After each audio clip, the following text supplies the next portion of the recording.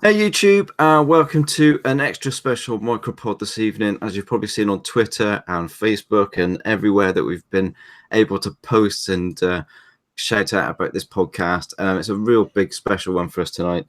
Extra special guest and a State of Decay 2 Undead Labs special with our special guest Geoff Card. Really happy to have him on. Can't believe we've managed to pull it off, and I have to say a big thank you to Delpoy for helping us do this, because it was all him, and a big thank you to Geoff for taking the time out of his own day to come and join a bunch of mad gaming fanatics that This is my favorite part of my job, so yeah, I've got this was no problem for me.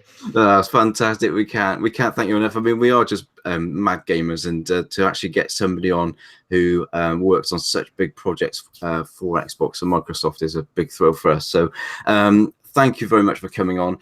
All the guys are here. Delpoy, Andy Matt, the Shermanator, Hebot, and for tonight as well, as an extra special guest as well, we've got the Welsh Gamer joining us because he's another zombie head, the same as the rest of us, so we had to have him on. Originally it was going to be Europe, but unfortunately he couldn't make it, and so Welsh Gamer stepped in and really took some arm pulling to get him on the show. I can tell you that. Yeah, really. Yeah. So, yeah, fantastic to have Geoff on, and we're going to pass over to Delpoy to do his introductions and do his first question to Geoff. Yeah, hello there out there in YouTube land. Firstly, Geoff, like I say, I know I mentioned it before we came on.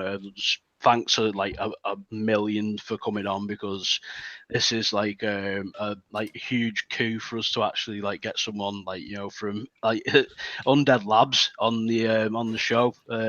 I've been a fan since the very first one, and I heard the milestone that passed the other day, which was 2 million players. So massive congratulations on that. Oh, thank you. Yeah, that was pretty exciting for us too. When you release an unusual kind of out there game like State of Decay 2, you're never quite sure how it's going to land. Everyone could love it or everyone could hate it, and so the fact that 2 million people have decided to play it with us, that's very, very much of a relief. Yeah, I mean, the first one, I'll admit, I was the day one. I'd heard about it through the grapevine, and basically as soon as it hit the store, I downloaded it and I've just been in love with it ever since.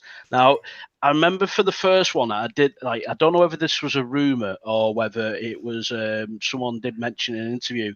The first vision for the vision for the first game was supposed to be a type of zombie survival MMO.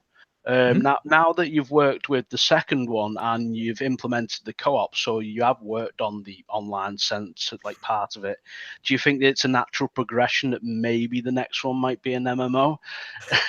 Well, I can't make any promises about the future, certainly, but it has been interesting because the first game, like you said, it was developed as sort of the starting point for what the company hoped would eventually become a very large scale multiplayer experience. So they called it, using the terminology from the Zombie Survival Guide, they called the first game Class 3, and then they were going to call the big MMO Class 4. And a lot of the folks who started Undead Labs came from ArenaNet. They had a lot of experience making MMOs. And so that was kind of the dream. But when the original game came out, no one expected it to be as successful as it was. So what we ended up with was a large group of players who didn't just play the first game because they wanted a trial run for a zombie MMO. A lot of people played the first game just because they loved the first game. And so we kind of stepped aside a little bit from the idea of making a proper MMO and decided that the sequel was going to be basically just adding multiplayer and a lot more sort of breadth and depth to something that's very much like the original experience, because we felt there were millions of players who had played that original experience and who wanted more of it, and we wanted to make sure that we were giving them what they were actually looking for. But I can't make any, I'm definitely not going to cut off any possibilities for the future, because who knows? We've got 2 entries in this franchise now, and we'll just have to see what the future holds. Yeah, it was a bit of a leading question, I will admit. I'm sorry about that. I had to pry because, yeah, it's. Anytime you ask a game developer about the future, you're always going to get the same evasive answer. It's just sort of across the board. It's what we do, but it's still kind of fun to address it.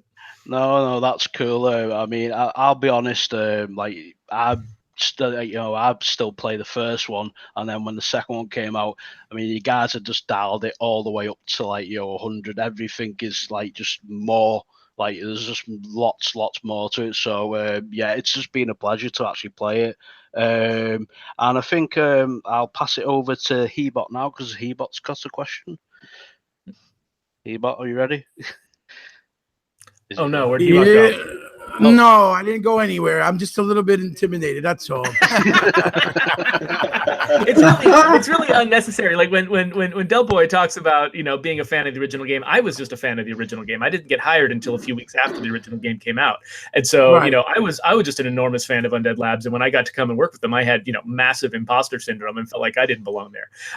So I've been there like 5 years now, so I've gotten a little bit more settled. But yeah, no, it's seriously 5 years ago, I was just as much looking at Undead Labs like, wow, look what those guys made. It's amazing. I was in the exact same position. So, don't think of me as being someone who you should be intimidated by.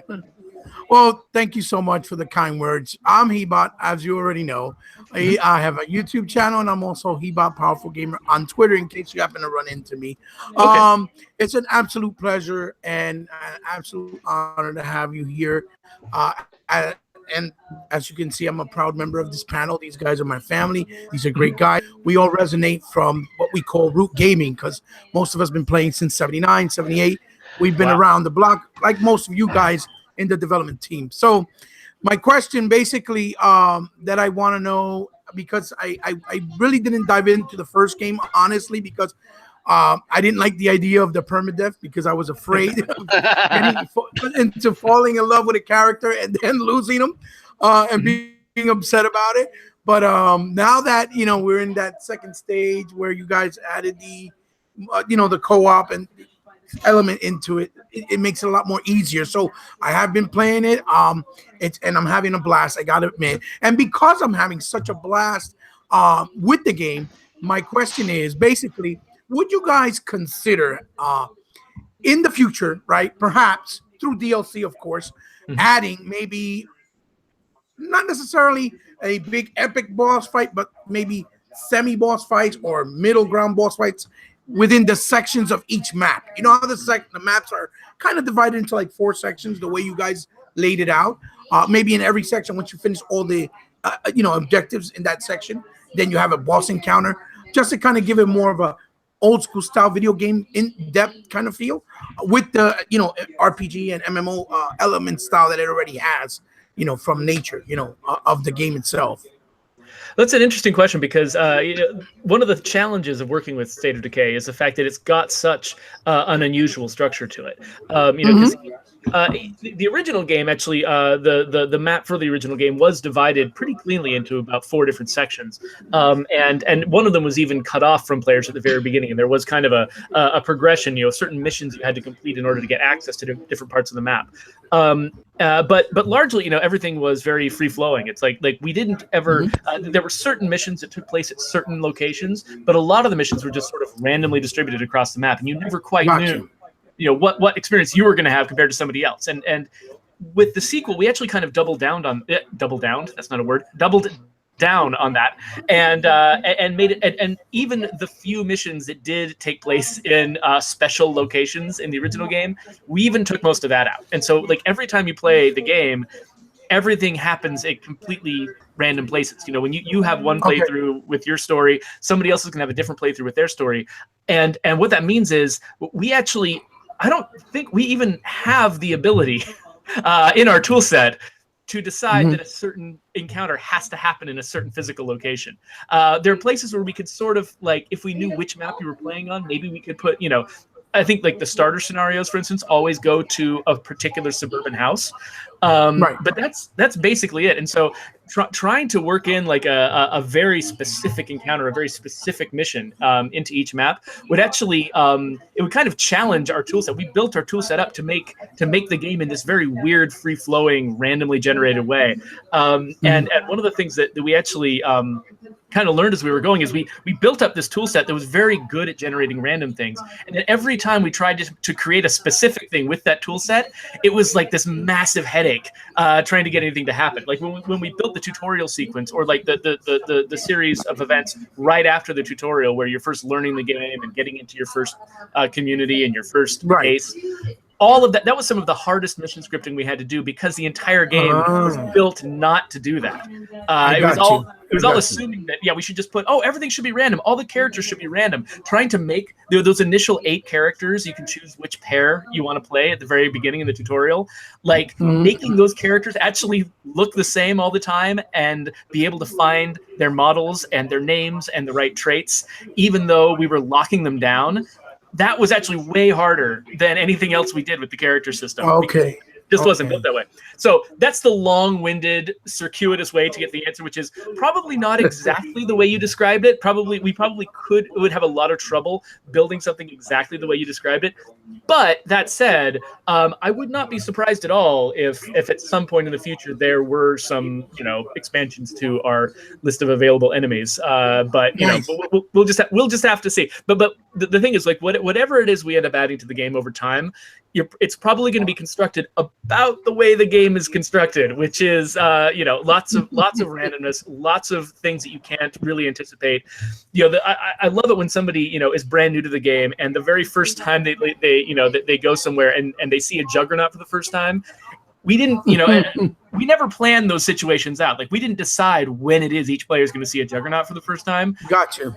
But when they do, it's a different experience, and they can go and tell their friend about it, and the story they tell is going to be a different story from the story that their friend tells back. And so we love that about the game, and so we don't want to undermine that too much. Does that make sense? I mean, yeah. Well, I mean, I'm first of all, I'm so glad for you to be not only honest, cordial with your answer, and descriptive, right? To say the least. So I appreciate it, but it does give me a little sensibility of hope that you said that maybe you'll decide to add other future random generated characters. So I guess you could randomly generate a boss somewhere down the line or two, and it would be fun. I mean, I'm not complaining by all means. I think it would just, give the game even more depth, because the game's already in depth as it is. But I completely understand what you're saying, and I appreciate for you, being as honest as possible. Well, yeah, no, I appreciate your suggestion, because a lot of times, when somebody makes a suggestion, it doesn't always one skill you have to learn as a game developer is you get a lot of suggestions from a lot of different places. Every time you play test the game, everybody comes in, and a lot of the times the way that they will explain the problem they're having when they didn't enjoy part of the game is they'll tell you, what you need to do is this, what you need to change is this. A lot of the time, a person will actually be wrong about what they want, but they will be absolutely right about what experience they had. And so a lot of times you have to ask more questions and ask somebody, okay, you felt like you were missing a boss fight. So what was it about the game that made you feel like what you needed was a boss fight? Like what about the game was maybe our pacing is a little bit too consistently low level. Maybe we're not giving you enough spikes of excitement along the way, and so you started feeling like the game was missing something. It doesn't mean we necessarily should add a traditional boss fight, but we do need to really take seriously the fact that you were having an experience that led you to feel like something was missing, and it could be that what we add to fix your problem isn't a boss fight, but maybe it's something else that still sort of patches over that issue we're having. And so it's a big part of our philosophy to just always, the game, we do as much as we can in-house to try to test the game and evaluate it and figure out how to make it better. But really that process begins in earnest after the game is released, and we start seeing how people in the wild are playing it, because we learn so much more about our own game from watching other people like you play the game than we ever learned from ourselves. We're so glad that things like Twitch and Mixer exist now, that so we can actually watch people play the game all over the world and see what experiences they're having. Right. No, thank you. I mean, I get what you're saying, where you might feel that my interpretation being of missing something.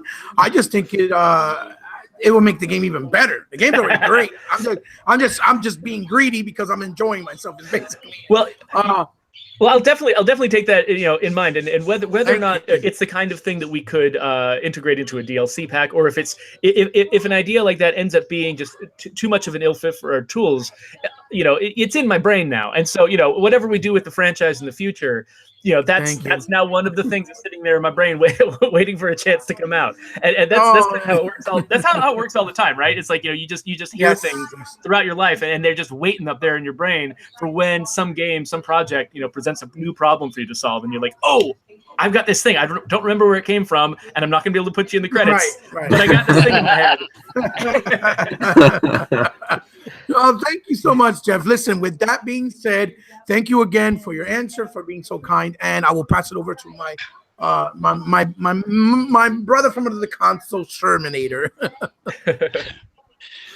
Thank you, Hebot. First of all, Geoff, just want to say congratulations to you and the rest of the team that's responsible for such I personally think a groundbreaking entry into the zombie genre. Thank you. That means a lot. Oh, you're very welcome. Thank you. Because I just have to say, before I get to my question, it really stands out to me simply because you know how it is with subgenres within the gaming industry. Sometimes you wind up getting burnt out from oversaturation of the genre. So, yeah. Gee, another zombie game, but we're already hearing that about Battle Royale. Like, as E3 is going on, like every time somebody announces Battle Royale, yes, that's only been popular for what, like a year, like maybe a little longer, but like no, not that long. And now suddenly people are already like, they're just anticipating everyone getting tired of it. It's like we got so familiar with the cycle, we just assume everything's going to die. We were terrified starting the original State of Decay when we first started the project, because as far as we knew, all interest in zombies was going to be gone by the time we were finished. And we were extremely relieved, that people are still into it, and people are still, having all the, the emotions and aspirations that drive them to play games like this. Anyway, I interrupted you. You actually had another question. Oh, no. By all means. First of all, by all means, you are the special guest. So if you want to just take over the show, that's perfectly okay. You guys are really giving me way too much credit. I just got to tell. That's all it is. Well, look, that's number one. If you just want to say, you know what, for the remainder of the show, everyone be silent, I'm speaking. I cannot imagine why I would want to do that. But we're just saying that would be perfectly okay. And number two, as far as you apologizing for interrupting me, no need, because the guys do it on a regular basis. So it's okay. You're fitting in perfectly. You have to bring me out in front of our guests, do you? Oh, for God's sake. There are game developers out there, I'm sure, who just love to hear the sound of their own voices and just love to talk forever and never listen to anybody. But that's not how you learn how to make good games. You have to listen to people who play the games. That's the main way that you get your job done. So do not. If I start talking too much, then I'm not doing my job right. Oh, well, okay. We'll let you go ahead, and if that's gonna help you sleep better tonight, then that's fine. But you know what? Honestly, we are all so thrilled that you're here, and again, we just really appreciate the contribution that you and the rest of your team has put into this obvious work of love. Because for me personally, I like zombie games, but I like different type of zombie games. Mm-hmm. So for me, State of Decay 2 really has just set the bar. It's just totally created its own, honestly, as far as I'm concerned, its own genre. And so for getting into my question in regards to that, one of the things that stands out the most for me is the obvious approach that you and the rest of the team had. I mean, from scratch, from the ground up. The game is so intense. I mean, from the time it starts all the way through the tutorial. And then when you get right into the meat of the game, everything about it is extremely intense. And so I was just wondering, during the conceptualization process, were you guys laser focused on just keeping it just so raw and so intense? Or were there discussions about, well, you know what? Maybe it's a little bit too intense. Maybe we could lighten it up, do a mixture, maybe have some comedic elements. What was the process of the discussions, and how did you guys finally settle on the game that we have in front of us right now? Well, so one of the challenges of making a game like this is the fact that the audience it appeals to is so extremely broad, because we've got, we have people who've been playing the original State of Decay consistently since it came out in 2013, who are have made themselves such experts at this game that almost anything we throw at them just feels like it's too easy. We get lots and lots of complaints online that we made the game too easy, that we need to give them higher difficulty levels. And we were actually getting this from pretty early on in the original State of Decay too. One of the reasons why our first expansion, Breakdown, exists is because we had a lot of fans of the game that were playing it and saying, this is too easy, and we're like, okay, well then let's try to make it 10 times as hard. And then they were like, nope, this is still too easy, it's too easy. And so for the Year 1 Survival Edition, we again tried to make Breakdown 10 times as hard, and still there are people who play on level 99 and they act like it's just no big deal, and it just, there's no amount of difficulty we could do that will satisfy that particular segment. But at the same time, there are a lot of people who are brand new to State of Decay, some people who are who are interested in the game not because they're super into action games, but because they're super interested in survival, and they're interested in zombies, or they're interested in storytelling, or they're interested in some other aspect of our game. And so for those people, that extreme high difficulty and that extreme just constant intensity is a turnoff. They're like, if it gets too hard, they run away and they don't want to play the game, and it drives them out. And so one of the hardest things was figuring out where to set our levels for this game so that it would, not disappoint the people who wanted extreme difficulty, and also not drive out the people who came here because they wanted a certain kind of storytelling or atmospheric experience, and really did not want that level of intensity. And another reason why that's hard is because but I don't know, which ended up kind of being a little bit of our solution, was that you have so much control over the risks you take in the game. Like if you are, every time you come home, you immediately just drop off your stuff and just run out again and try to find the nearest feral to fight. Like, you're going to have constant, ridiculous, high-level intensity. But if you always are playing in co-op with friends as backup, if you take it slowly, one step at a time, you can hold back the progression of the game's difficulty. You can sort of fight the intensity yourself if you want to hold back. So what you're telling me, what it sounds like to me, is that you just go really hard on this game, and you go out there and you make it intense for yourself when you're playing. And guilty as charged. And so that's great. So that means that you're in that part of our demographic, which is cool. But yeah, it's just a real challenge though, because so the team had different groups of the team were working in different parts, and I was assigned to work on the character system, a lot of the stuff that is sort of the lower intensity comic relief parts of the game, like looking at your character sheet and seeing what weird traits they have, and oh, this guy has the sexting skill, and stuff like that. That was my area. I was in charge of the stuff that you do when you're having downtime.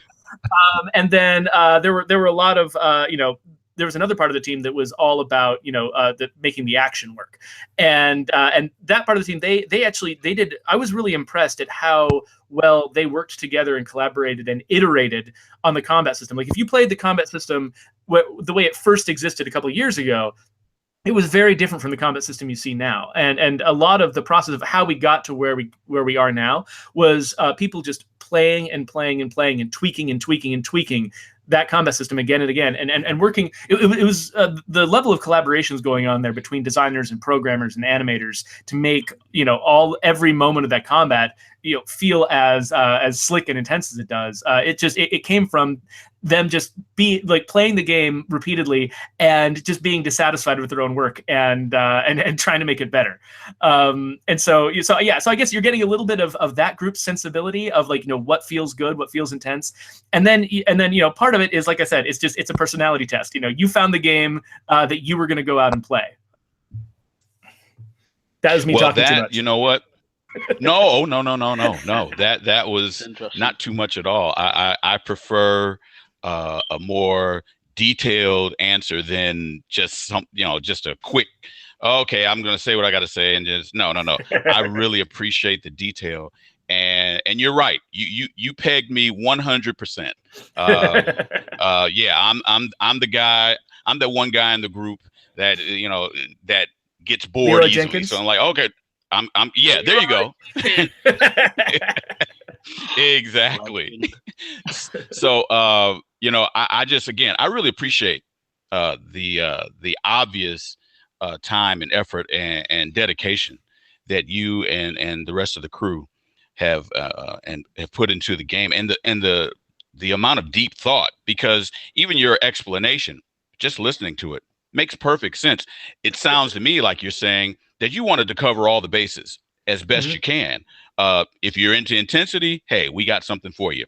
If you're a little bit laid back, hey, we got you covered too. So mission accomplished. I mean, well done. That's a terrifying direction to take. I think a lot of game studios, part of their process of planning their game is figuring out, well, who is our audience? What kind of gamer are we trying to make this game for? And then they target that gamer, they play test with that gamer, and they try really hard to just target that one particular experience. And one thing that a lot of people were raising caution, like within the team, like, hey, it seems like we're trying to make a game for everyone, and that's a bad idea, because that's scary. Like we could very easily, if you spread yourself too broadly, if you try to make a game that satisfies people who want to build a base, who want to get into intense zombie fights, who also want to be like doing character development and a procedurally generated story, it's like those all entertain different kinds of people, and there's some people who like all four of those.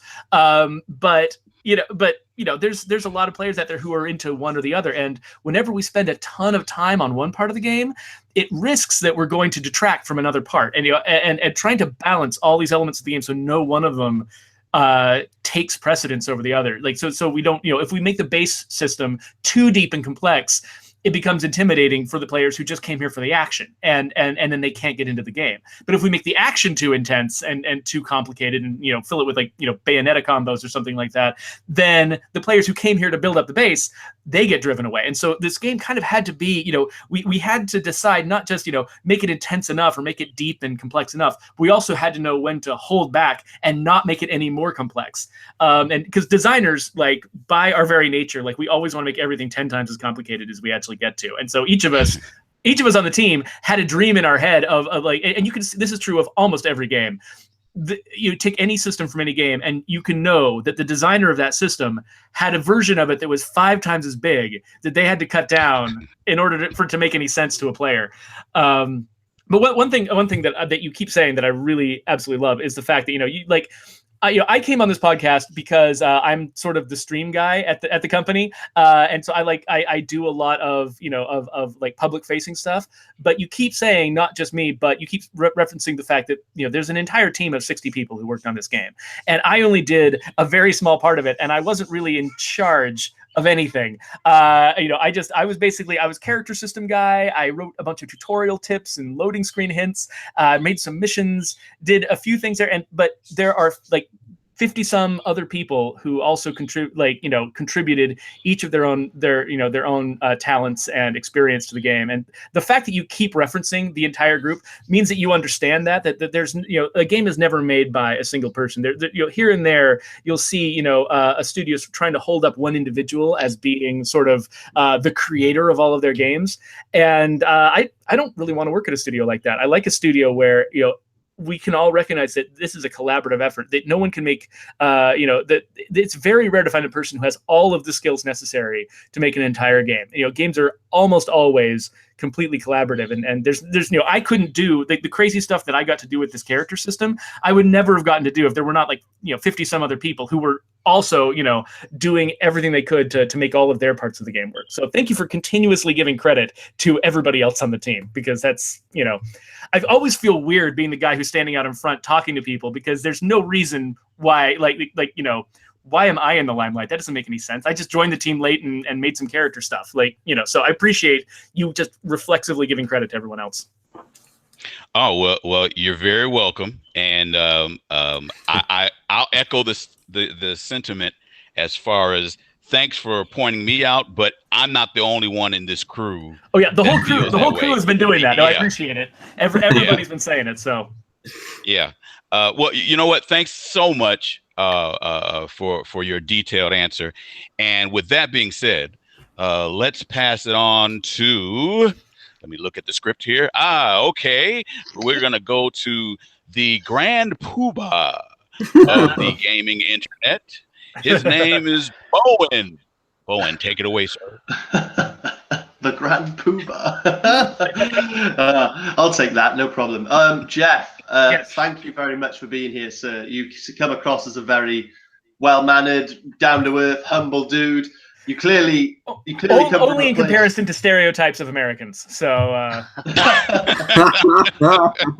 Well, whatever the case, Geoff, you're here. You're a credit to your team, and you clearly come from a place of pride, and you clearly are really buzzing with what you're doing. And a big thank you to you and your team, and obviously thank you for joining us.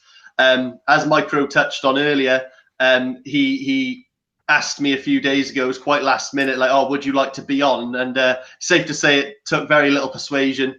I was like, yeah, I'll be there, no problem. And yeah, so big thanks to you. And I think getting into my question, there are a lot of games out there these days. I'm not going to pick holes and say, like, you know, the development side of it was mediocre, or the budget wasn't there, or this wasn't there, but we can all agree that there are a lot of games out there that, for me anyway, are too basic. You pay your full price or whatever, and it's go here when I tell you to go here, press this button when I tell you to press this button, and it's like it hardly leads the way of innovation. It hardly keeps you gripped, and quite frankly, as beautiful as a game might look, it's quite basic in its design. But what State of Decay does differently and sets apart from other zombie games, and just about, well, a lot of other games in general, is if we were to assume that zombies did exist, the factors that you must be aware of, such as fortification, supplies, food, morale, permadeath, and obviously much more, are all present in State of Decay. And ultimately, getting to what the ultimate question, like, leading up to, is where did you and your team, when you put your minds together, where did you draw your inspiration to do it completely differently, but more to the point, do it realistically, that offers a realistic and innovative zombie survival experience that doesn't hold your hand the whole way? So it's a little bit hard for me to answer questions about sort of the story of where the ideas came from, because I was hired right after the original game came out, and so my streaming partner Brant was actually there from practically day one. Pretty much day one. The original idea for doing a multiplayer zombie game came from Brant and our art director Doug. When they were working at ArenaNet together, and they had the idea. They started batting it around for a while, and eventually they got the opportunity with Jeff Strain starting a new company to actually come together and make this thing happen. But yeah, so I think that a lot of it just came from just looking at all of the games that were out there at the time. There was there'd been a lot of thought going into where the MMO genre was going, because you had Ultima Online and EverQuest, and then World of Warcraft sort of established and kind of nailed down, this is what an MMO is. It works this way. And then Jeff Strain went and he went and helped start ArenaNet, and they were like, okay, we're going to try some new stuff. We're going to try to innovate in this genre. Maybe it's not about a subscription fee. Maybe and they started coming up with new ways to approach the MMO. And it turns out like that's kind of the only way you can succeed. You see a lot over the past more than a decade, a lot of games come out trying to imitate previous games, like MMOs that work just like World of Warcraft, but it just looks a little bit different. And you see that in other genres too. You see a lot of like a mobile game like Clash of Clans will come out, and then you'll see 50 other mobile games that work exactly like Clash of Clans come out on its heels. And sort of the analogy we use around the office is almost like if you see a you have those huge grain fields that we have in the middle of the United States, and we've got this huge massive combine machines that just that just drive through them like lawnmowers and pick up all of that grain. It's like, when people are looking at a game succeeding a ton, it's like they're looking at a combine going through a wheat field and they're like, oh man, that guy's getting so much wheat. Let's follow right behind him and get all the wheat, just like he did. And of course that doesn't work, right? Because he already got all the wheat there. And so it's just going to crash. Just a crash and burn. And so I think a lot of what made State of Decay work is kind of what you're saying. It's like, they looked at a lot of things that were out there already and realized that that they were hungry for them. Kind of the way that Hebot was feeling like there was something missing from his experience in State of Decay. They looked out there and they saw that that experience of trying to keep a community together, which is the story theme of most zombie fiction out there. Is like how will first of all, it's about bringing people together who might not have been friends or even acquaintances, might even have been enemies in the normal world, but because the world has been destroyed, suddenly you bring these people together. And then the question is, it's not really about surviving the zombie attacks. The question is really, can we pull together? Can we work? Can we make a community out of these separate people who might not have even gotten along before the zombies showed up? And you'll find that theme running through so much of zombie fiction. And unfortunately, like for a video game to try to address those kinds of themes is really, really hard. Books can do it, movies can do it, comics can do it. The Walking Dead was starting to take off when they were coming up with State of Decay. And so I think they really wanted to make a game that addressed those actual themes. I feel like one of the reasons people go to zombie fiction and love zombie fiction is because of the horror and the fear and the suspense, which every zombie game does a really good job of replicating that horror and fear and suspense of the time when the zombies are crashing through and they're trying to bite your friend and you're trying to shoot all the heads as fast as you can. Like that's what games are really good at doing. And so every zombie game focuses on nailing that. But those other themes of interpersonal relationships and what building a community means, a lot of those they're just hard for games to do. It's not that that we're pointing fingers and saying that people did it badly or something. Most games just didn't even try, because that's just not what games are good at doing. And so for me, before I worked at Undead Labs, I was actually I was working in a mobile game company, and I had this idea for a game that I wanted to make, which was it was going to be it would be a game on your phone, and it would be about sort of like using map data to plan out a zombie road trip. And as you were traveling from place to place, you'd have this group of people that had permadeath, and you would bad events would happen, and it would be all about trying to keep these people together. And maybe you could name them after your friends and family or something like that. And because I was working in a mobile game company, one of the ways that I tried to sell it to them was saying, and if somebody dies, you can spend a microtransaction to get them back. Which would have been the worst, right? Like I'm glad that never happened. I'm glad that game didn't happen. But that year, I think it was like 2012, I went to PAX and I saw that somebody at this weird studio I'd never heard of called Undead Labs was making exactly the game I wanted to make, except without the predatory microtransactions. And I was like, that's what drew me to the studio, is the fact that they were making a game that was not just about the moment of horror, but was about all of the times in between, like the rest of the zombie story, which is all about the people trying to figure out how to survive together, how to get along, how to, when the society that we've all grown up with has collapsed, what do you build in its place? How do you, we just take, our whole society for granted, but really, building it was hard. It used to be that we lived in, just horrible conditions with everyone just murdering each other all the time. And what we've built, the safer spaces where people can actually live and thrive and go to work every day and not expect that they're just going to be killed by some highwayman who wants to take their stuff. Like, we've built something pretty incredible in this world. And then we've all grown up with it. How do we build that again from scratch?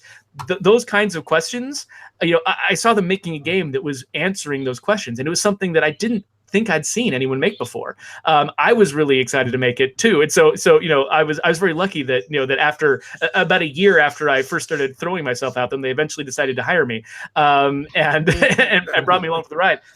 But I think the answer to your question, if I can even barely remember it after all this talking I've just done, is that it's just looking for, you know, a lot of the folks that started the studio were absolutely, they loved zombie movies and they loved zombie fiction, and they would read and watch everything they could, and they really understood at a very deep level what these stories were really about, you know, not just the horror but also the humanity.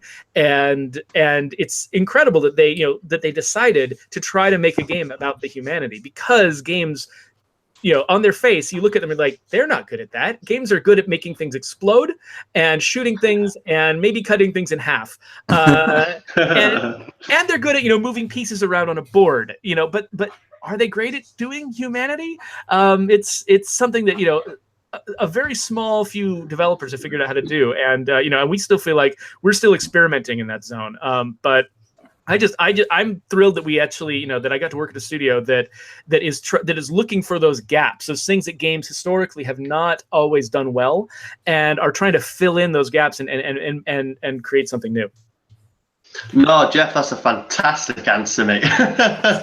Yes, no, phenomenal, mate. And you touched on so many good points. I've often thought as well, like before, because I'm a Walking Dead fan. Obviously, I'm a State of Decay fan. I love that, like you said, the humanity side of it. Because at the end of the day, my ultimate fantasy is to wake up and look outside my window and just see a garden full of zombies. So, speak for yourself. I forgot to mention that this genre also speaks to absolute misanthropes who just want to see all of their neighbors die. Absolutely. But so when hateful humanity side of things, it's a very, very it's something I believe personally, whether you want to agree or not, or you know, I personally believe you smashed that with State of Decay. I think you've done it very, very well. And yeah, and I like, you know, when I watch like films like Land of the Dead or Dawn of the Dead or whatever, yeah, okay, they're great films that I cherish from childhood, but you're only getting a 2-hour snippet of some explosions, some action, some running. You don't get to see really what's going on behind the scenes. Like when like you said, the people who might not have been friends are actually sat down in a quiet room with no electricity, and like, how do they communicate? Who does what? Who's the brute? Who's the hunter? Who's the fortifier? Who's the medic? That's what I love about this. So the fact that your answer was great, and the fact that you and your team understand that you're working on a game that just doesn't hold your hand. You have to really throw yourself in as if like you did wake up and see a bunch of zombies outside your window. It ain't no joke. But, that is one of the other inspirations that the game had, was just a lot of memories that I think a lot of people have of just sitting around with their friends and saying, you know, oh, well, if the zombies came, what would we do? Where would we settle? Like, what could we grab in this room that we could use as a weapon? And those are really fun conversations. I think all of us have had some kind of conversation like that at some point or another.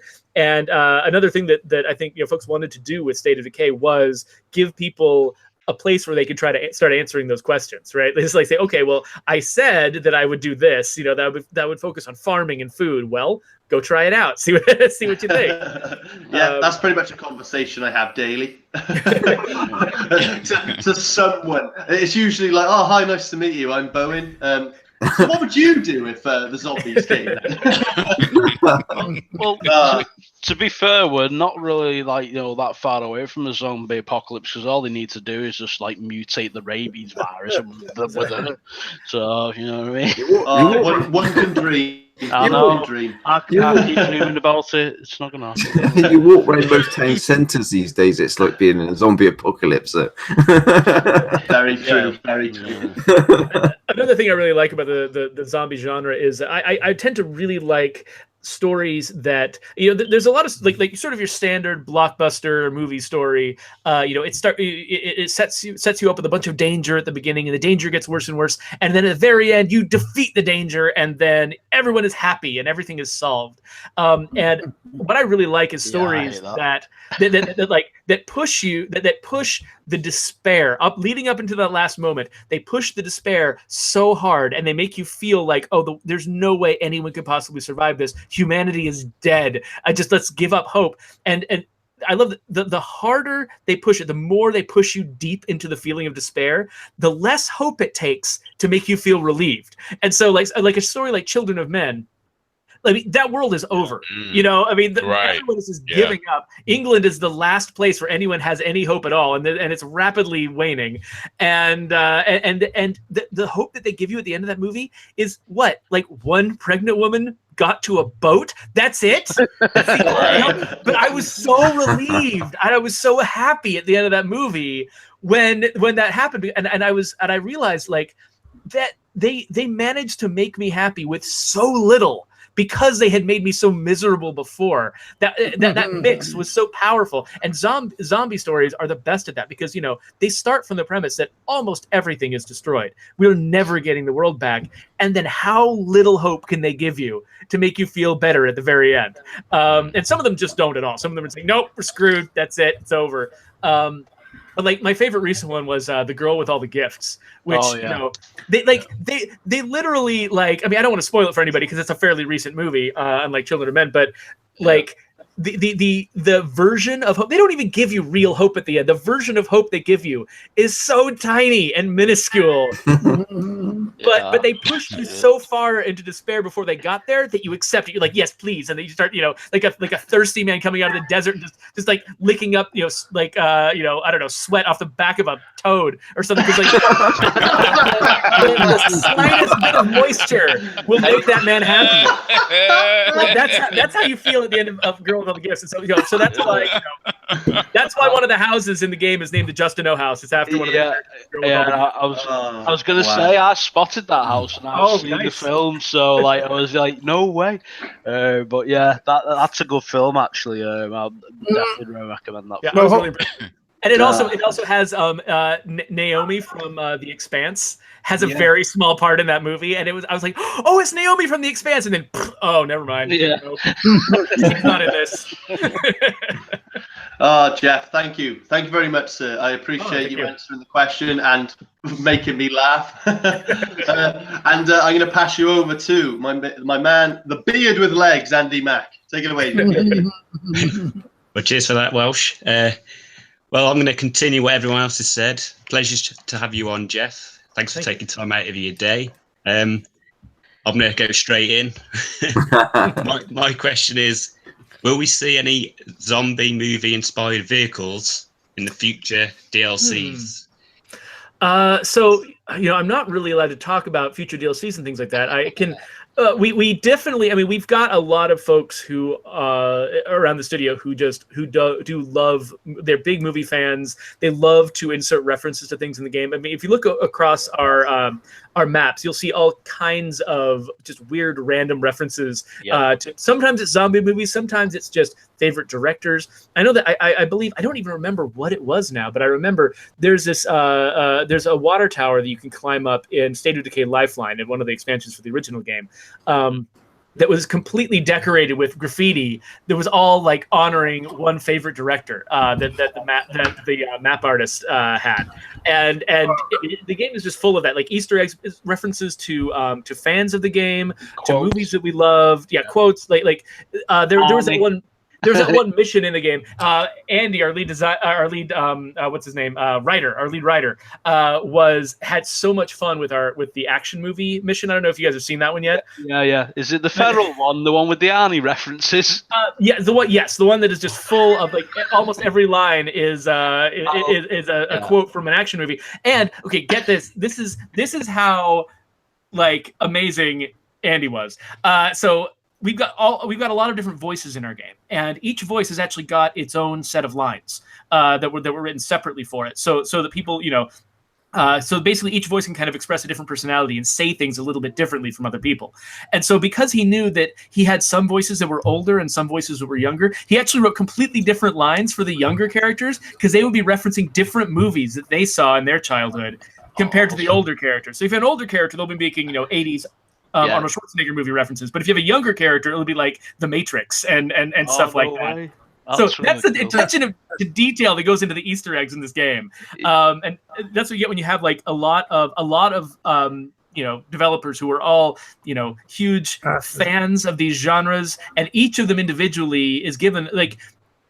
we try really hard to give each person who works at the studio a lot of creative freedom to put their own mark on the game and really be involved. There's a lot of studios that are structured like, well, there's a director on top and they make all of the decisions, and everyone else is like worker bees, and they're just there to realize the vision of the director.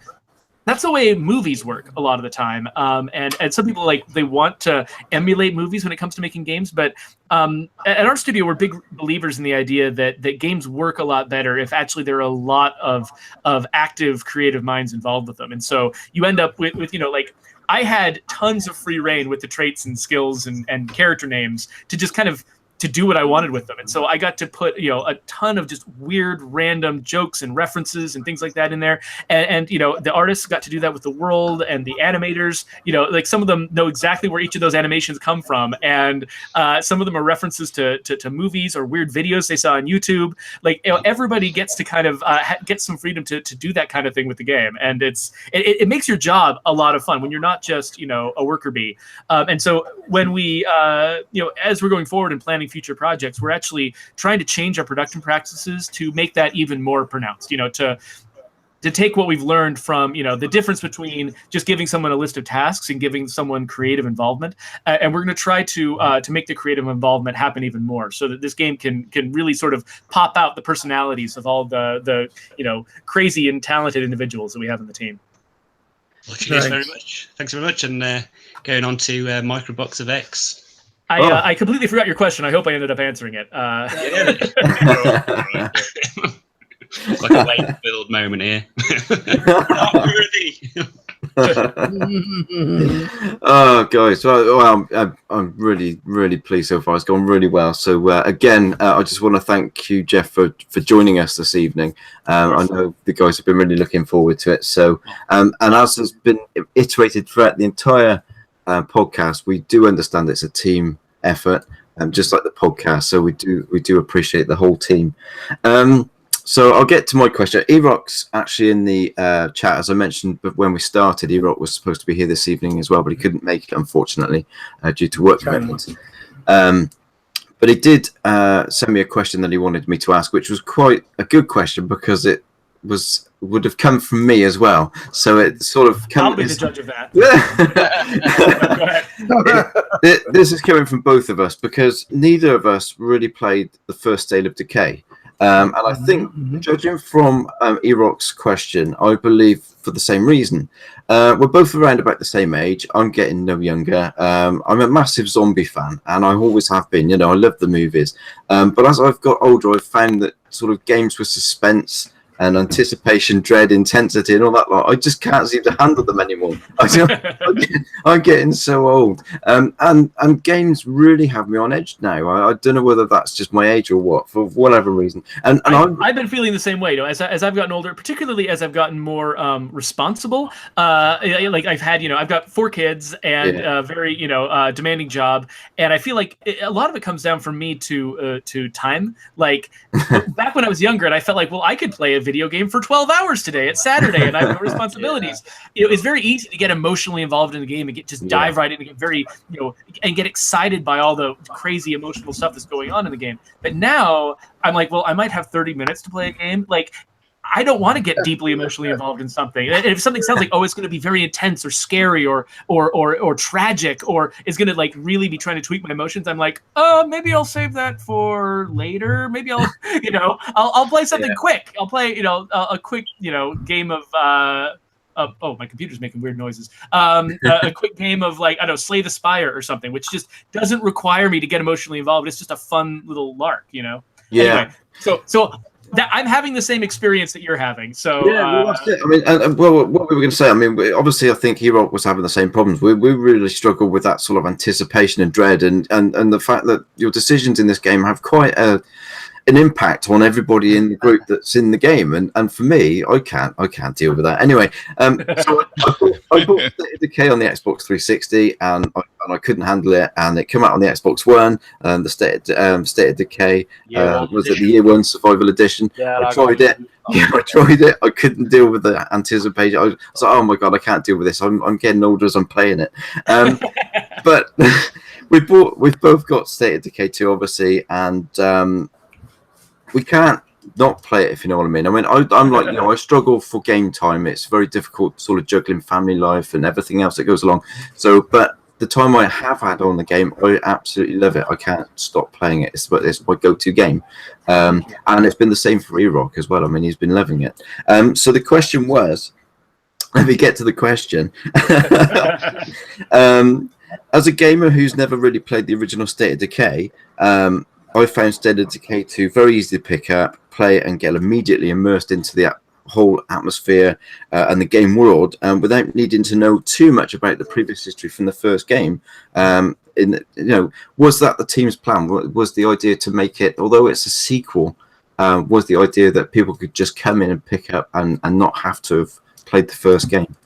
Yeah, no, that absolutely was one of our intents, because like you said, I mean, the original game was an Xbox Live Arcade game, and it was a surprisingly successful one, but that is still a pretty that was a pretty small pond to be the big fish in, and so we were aware of the fact that now that we were going to be a tentpole game for Microsoft this year, and they were going to pour a lot of marketing effort into it. A lot more people were going to see this game than had seen the first one, and so we had to be very aware of the fact that while we were trying to make something that would please our long-term fan base, we also knew that this game was going to be dropping into the laps of a lot of people who had never had the experience before in their lives, and we needed them to understand what was going on.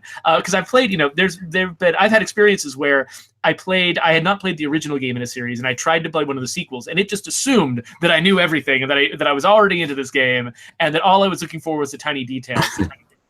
And I couldn't get into it, because it made so many assumptions like that. So we tried not to make it that way. But another thing that we tried to do that kind of that State of Decay 2 gave us kind of a special opportunity to do is the story. You don't have to know the story of the original game, because whereas most games typically big, large scale, epic games, they're all about the one person that's going to save the world, right? Like there's this horrible thing that's going wrong, and you are the hero that's going to fix everything. But in our game, we're not trying to tell the story of the entire world. The entire world is just the backdrop. The backdrop. Like what we're telling is a story of individual communities. And part of that is because we knew we were going multiplayer. Part of it was because the original game did that, and it told a very personal story, and that's a lot of what people found compelling about it. But part of it is the fact that our game is multiplayer, and so we didn't want people to have the experience where they played through chapter 5 and then they go into your game and they're seeing chapter 5 again in your game, or they have a character named Marcus who they've gotten killed in their game, and they go into your game and there's Marcus, he's standing right there. It sort of undermines the idea that these stories could be happening together. It basically makes you decide, oh, well, I've got my story and you've got your story, and they're separate. And we didn't want that. We wanted the game to feel like when you're playing multiplayer, you're people who live in the same world together. Your story is over here in Nebraska and your story is up here in Montana, but the two of you are actually in the same zombie-infested world together, and you're just telling your story over here, and you're telling your story over there. But what that meant was that really drove us to make sure that the story we were telling was really about these individuals and not about the world. I mean, you get the radio broadcasts that give you some information about what's going on in our world politically, what disasters are happening behind the scenes, but really the story of our game is about the individuals that you control. And so what that means is, you can have played the first game, you can have not played the first game, and it doesn't matter, because the only story that really matters is the story that's right in front of you that you're telling yourself. And so it just makes it so that there's no question of like spoilers or I've got to go back and read a Wikipedia page to figure out what's going on in this world before I can start. There's none of that. It's just you play it's your story, isn't it? You up in a town and that's it. No, that's it. The story's yours. Yeah, that's it. And it's your story, so you go through. I think that's probably what gives you that anticipation and that dread, to be honest with you. I mean, it is every time you go out. Because your people, right? They don't exist anywhere in the world except for in your game, and if you lose them, that's it. That character will never exist again. That's it. It's your fault as well. Yeah, it is. Yeah, exactly. Exactly, and I can't live with that responsibility.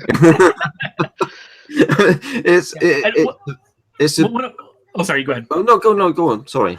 Oh, I was just saying, like one of the things we had the hardest time explaining, like one of the, whenever there's any game that is about to come out, there's always, the things the typical things that naysayers are saying about the game. People get on Twitter, they'll be like, oh, well, this game does X, and so I'm not interested. One of the things we had the hardest time overcoming was the fact that people had heard that in our game, when you play multiplayer with a friend, that you don't get to keep your progress. That you play through a bunch of missions with your friend, and when you go back, you don't keep any of that progress in those missions. And people were like, "Oh man, this game, sucks because I have to redo all that progress." And I'm like, "You guys don't understand. We're making a weird game that's different from all the other games. It's like, there is no chapter 5 and like if you go to play somebody else, play in somebody else's game and they played through chapter 5 and chapter 6 and chapter 7, and then you go back and you're like, oh, I got to play through chapter 5 again, and it's going to be the same, and I'm bored, and I almost wish I hadn't played co-op. Like that doesn't exist in our game because there is no chapter 5, 6, and 7. There's just whatever happens to spawn around your community. So you might go and play, and meet a bunch of cannibals with one of your friends, and they come back and the cannibals never show up in your world at all. Instead, you get a bunch of stranded army soldiers or something like that, a bunch of people who've kidnapped zombies and tied them up to stakes in their yard, and And so you might think I made one of those up, but I didn't. Those are both in the game, but you probably didn't have either of them in your game because they're just random stuff. That's just, we tried to make as much a variety as we could and just have each person have their own completely different story from everybody else. Yeah, it's just one of those experiences that you all have your own personal experience within the game, but as you say, you can go in there with your friends and join theirs, and it opens it up to, a big thing on YouTube is this sort of role playing. So State of Decay opens all of that up for YouTube and Twitter and all that sort of thing, to get those groups together and to do these role playing on Twitch. So it's massive. And we wanted those stories to feel like they were a valid part of our world, right? Like say, when I used to play Halo cooperatively, the original Halo cooperatively with my friends in my old apartment back in California, they would the game does not try to explain why there are two Master Chiefs running around blasting Covenant. It just Cortana just talks to the one Master Chief, and there's another Master Chief over there, and nobody knows why, and it's just fine. Like, just video games, whatever, ignore it. And most games with co-op, they do the same thing. It's like, you've got your hero who's going to save the day, and also clone hero with blonde hair who's over here, who's the same guy, and you're both going to, you're both going to save the world together for some reason, and then he's going to go back home and save the world in exactly the same way in his game.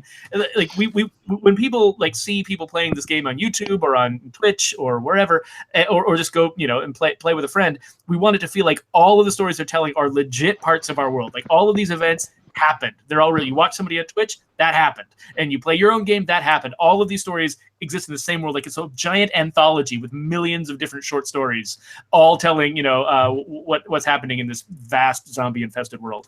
I think that's what makes State of Decay stand out. So many games now really are just copy and paste formats. You mentioned it earlier, the Battle Royale. Everybody seems to be jumping on board with that now. All of these games, you've got COD and Battlefield announced it today. We're looking at you, Battlefield 5. Yeah, they're all doing it. But I gotta say, as much as it's fun to make fun of it and to anticipate the fact that that at some point people will get tired of this.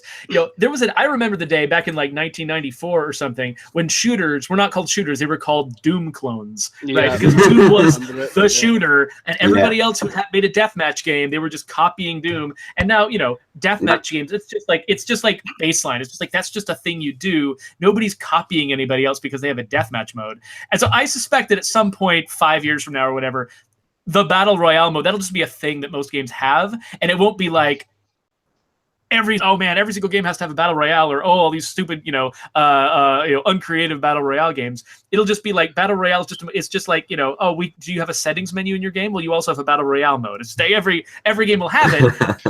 And it'll just be unremarkable. That's one future. The other future is that, of course, everyone gets really sick of it and no one ever plays it again. But anyway, I shouldn't say that because I don't want to sound like I never want to sound like I'm ripping on somebody else's thing in the game industry, because I like all these people. They're pretty cool. You get the occasional jerk, but mostly everybody that I've met in the game industry has been awesome, and I don't want to be crapping all over their projects. No, definitely not. Oh no, that's brilliant. Well, thanks for answering the question, mate. I really do appreciate it, and I'm going to pass it back on to Del Poy now, who's got the next question for you. I've got like a question, but also I just want to pick up on a couple of things, like because I have a tendency of like jumping in on people's like when they're like answering something. So, but I actually remember those streams where you like, because I watched all the streams when you were doing the like the stuff for State of Decay 2, and the people asking that silly question like, well, I don't want to play that part of the game with you co-op because I'm gonna have to go back and play it in my light, and like, does nobody get what this game's about? I felt like reaching through my screen and slapping something. It was very annoying. So I can understand your frustration there.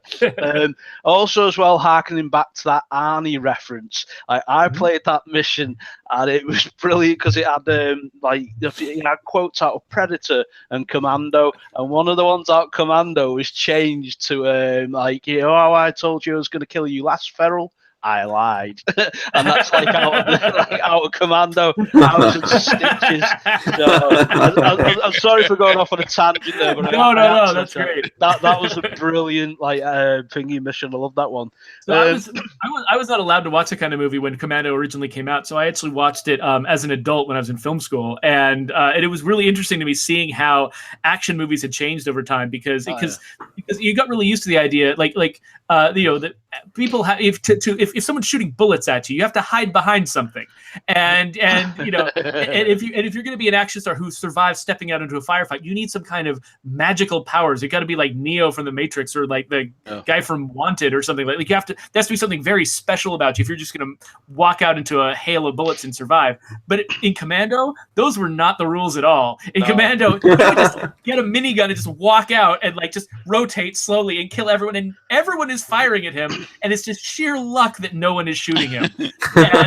And I'm just like, wow, this is what it used to be like before people figured out action movies. Yeah, bit like the A-Team in a way as well, because like they used to shoot bullets and nobody got shot. Apart from the very last one. Everyone runs out of ammo and then they're just punching each other. It's like, why did you just skip to the punching? Like, no one's ever gonna hit anyone. You may as well throw the guns at each other. But the magic of movies.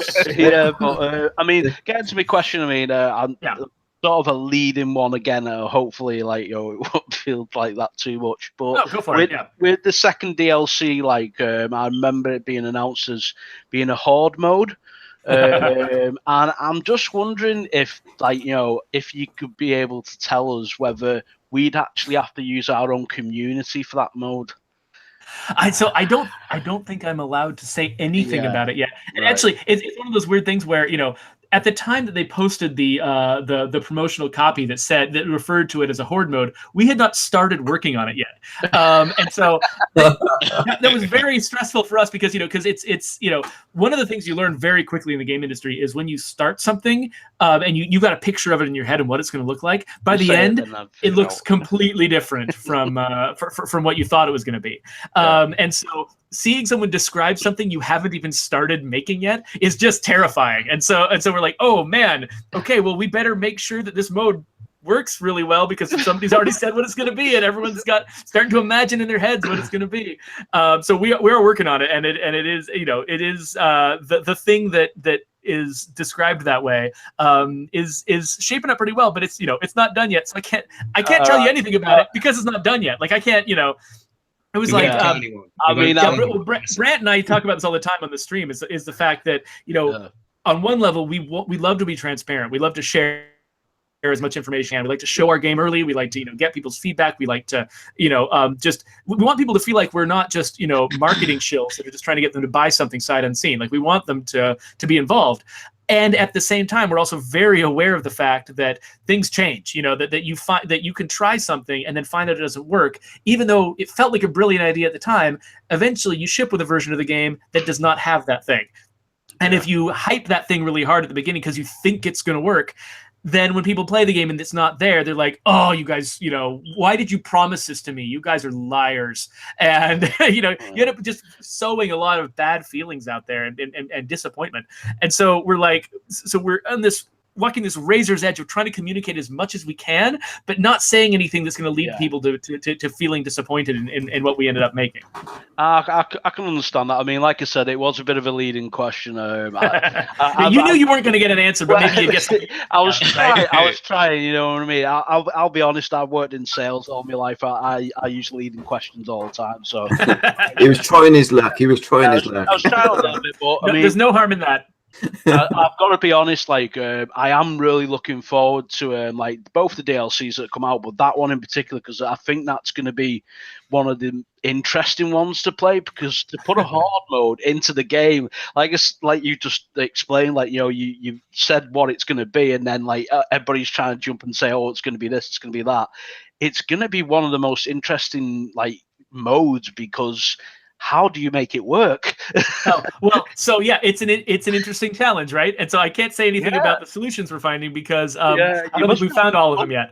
But I was going to say we got some time before it comes out, so you know it'll be cool. It'll be fine. We got some serious hardcore people working on it too. So we wish you luck with that one, because like I say, I mean, not to put any pressure on it, but I can imagine that being quite like a tricky thing to work around. And also, just one last thing, the character creation bit. I'm so glad that you added somebody into the character creation called Sonny Jim.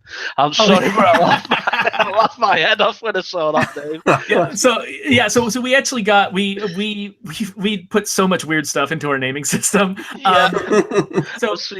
Brilliant. In the original in Breakdown, you know, when I needed to come up with all of those hero characters, I named several of them after my family members, because I thought that would be funny, and I thought they'd be amused by it, or friends and stuff like that. You know, if you name almost any of them, I can tell you where the name came from. But it was a little bit creepy at one point. I think we had a fan who was dedicating videos to my children, and I was like, maybe I shouldn't have put my children's names in there. That was kind of weird. I shouldn't have mentioned the children's names. Well, yeah, exactly. Just left it alone, not told anybody, right? That was my mistake. But it was really fun. Like the few people who did get their names in there, it was pretty fun for them to see that, and so we realized that's kind of a pretty powerful thing, right? To have people have a tiny little impact on the game. So when we got started with the name lists for the new system, which was much larger and more complex of a name generator, I actually, we were going to be naming way more than just a handful of heroes.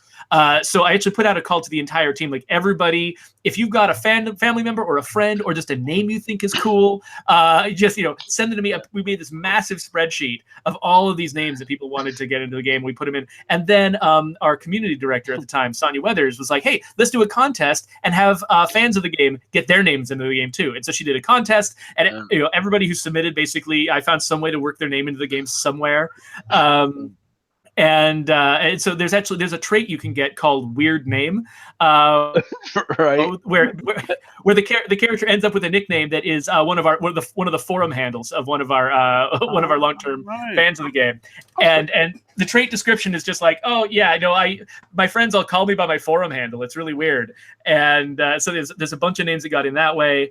So it was a lot of fun, actually, and even some of the traits too. Like I just was reminded the other day that some folks were talking about the one lung trait, which gives you a -45 to stamina. And they were talking about like what to do with their one lung characters. Like one person was like, "Oh, well, my one lung character is my computer's expert, so I just leave them in the base and they man the radio or whatever." But it was interesting because I was like, "Oh, I had forgotten." I actually made that trait in honor of my best friend from high school. She had a son who, he had like a cyst on his lung that needed to be removed. And during the surgery, something went wrong. They had to remove the entire lung. And so I actually added that trait right after he came out of surgery as sort of like in honor of him.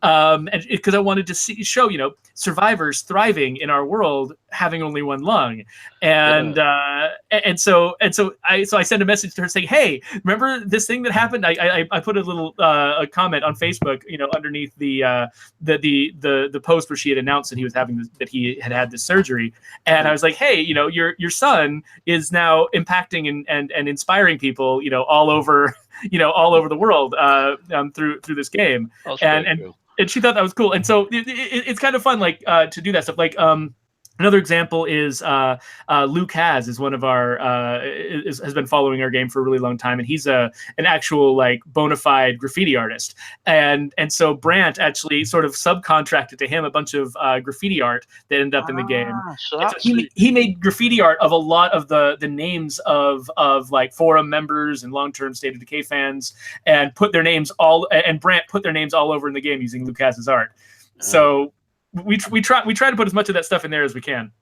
Oh, that's cool. I'm sorry for like I'd sort of like droned on a bit there, but I just had to get a few things in. I apologize, but thanks for that. That was brilliant. But like I say, some of the things that just tickled me pink, like with some of the stuff that's been added in the game. It's so funny. I'll pass you over to Hebot now. Hebot's got a good question.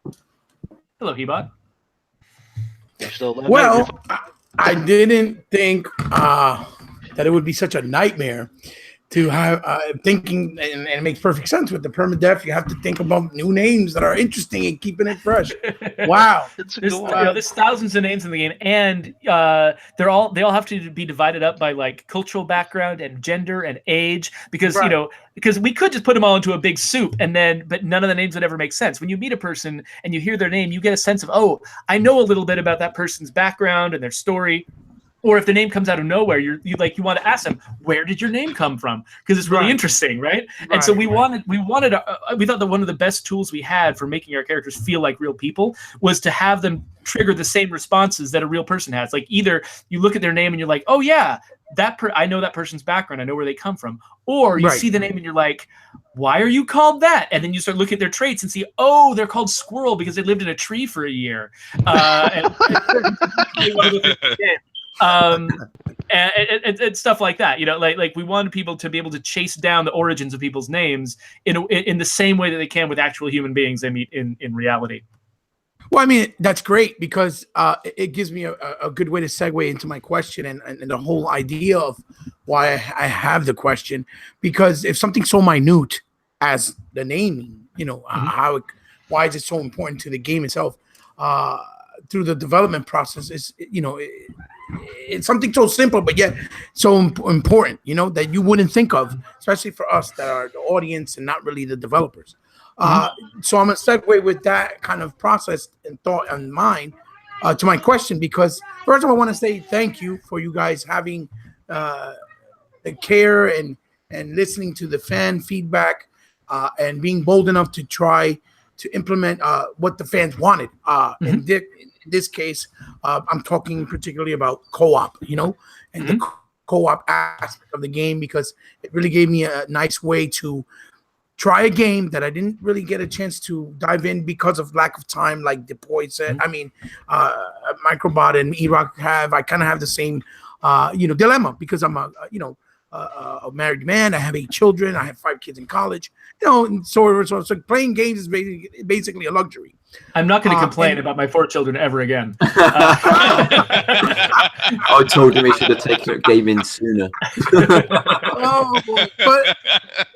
Exactly. But at the same token, gaming is what gives me a sense of peace and relaxation and a peace of mind when I do get the opportunity, right?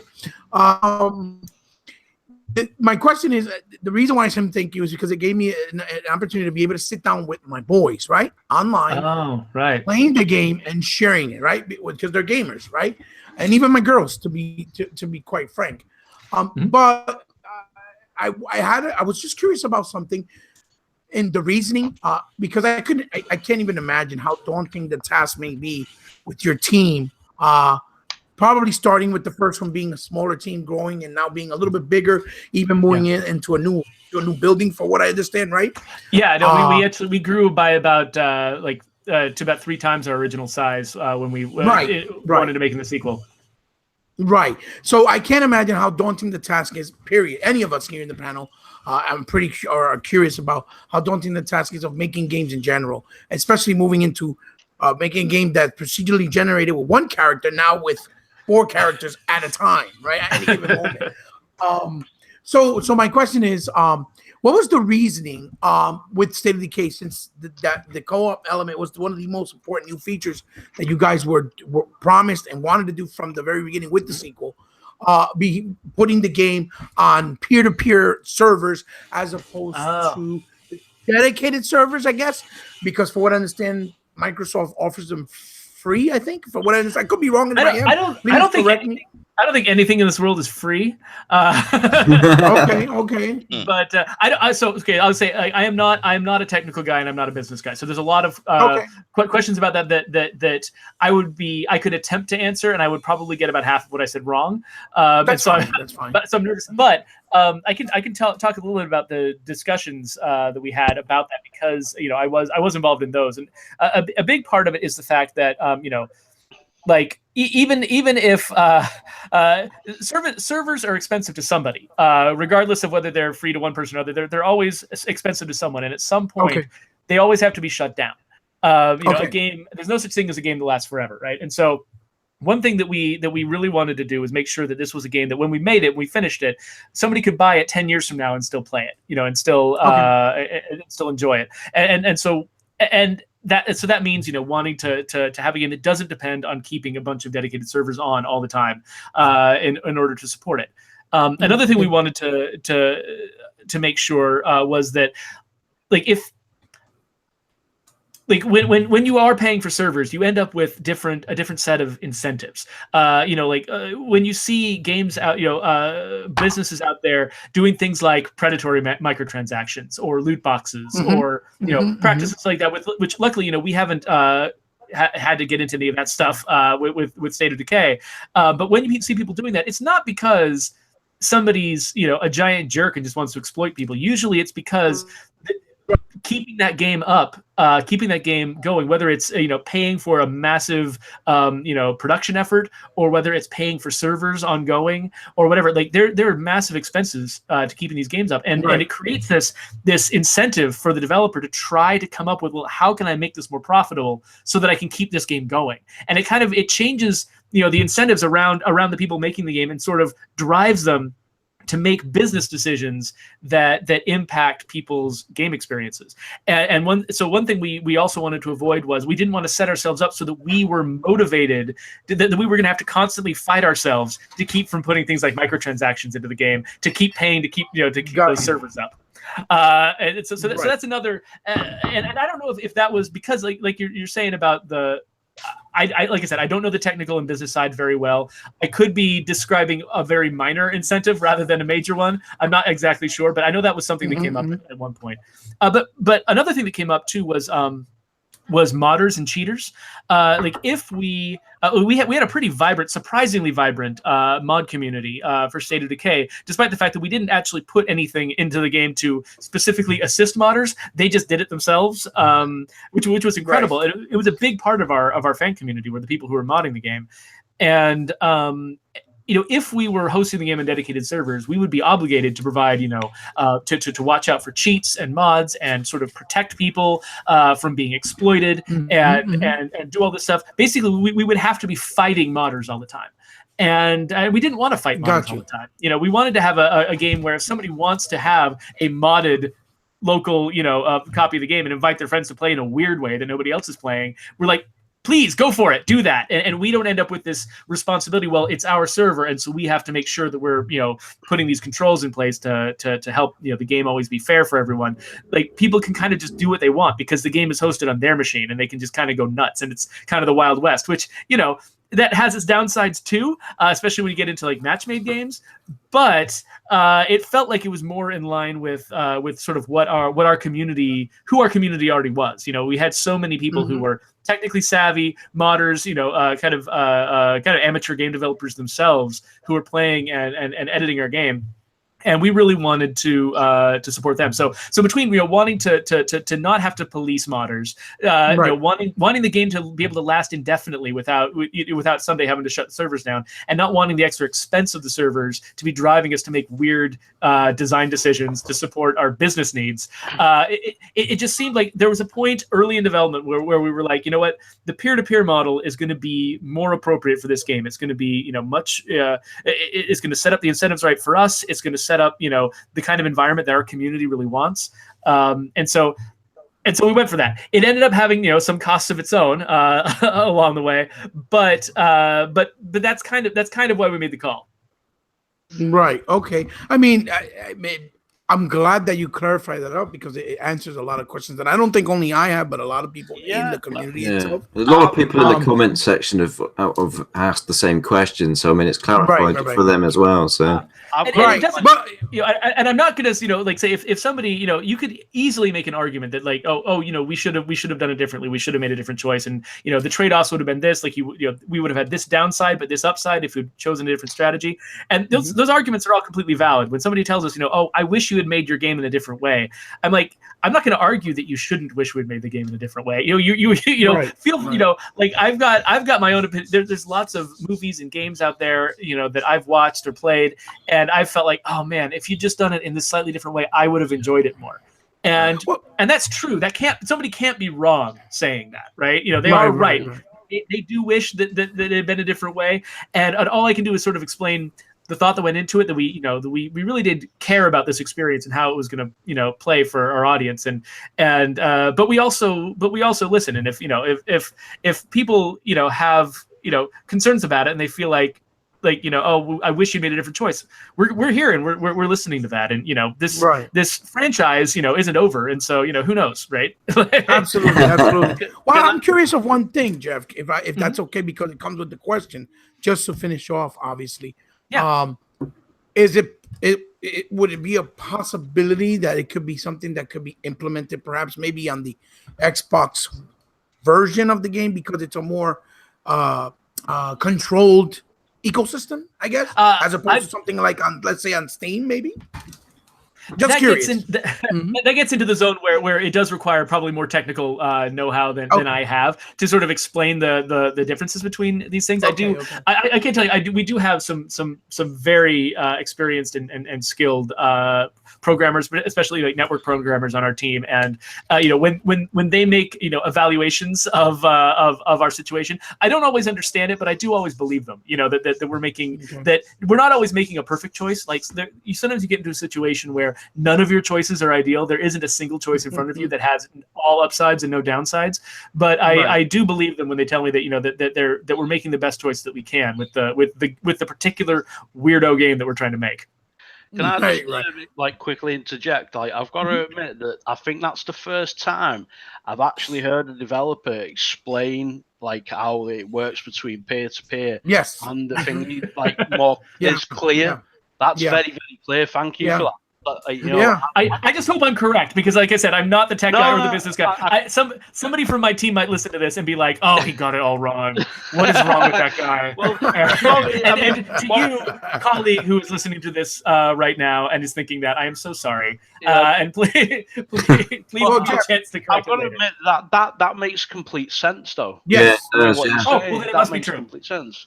It must be true. But I've got to admit, from a microtransaction side of things, yes, I would actually pay for my own pet zombie in the game. I would. I'd pay for two of them, like Michonne out like Walking Dead. Yeah, you'd be like Michonne was about to say. Yeah.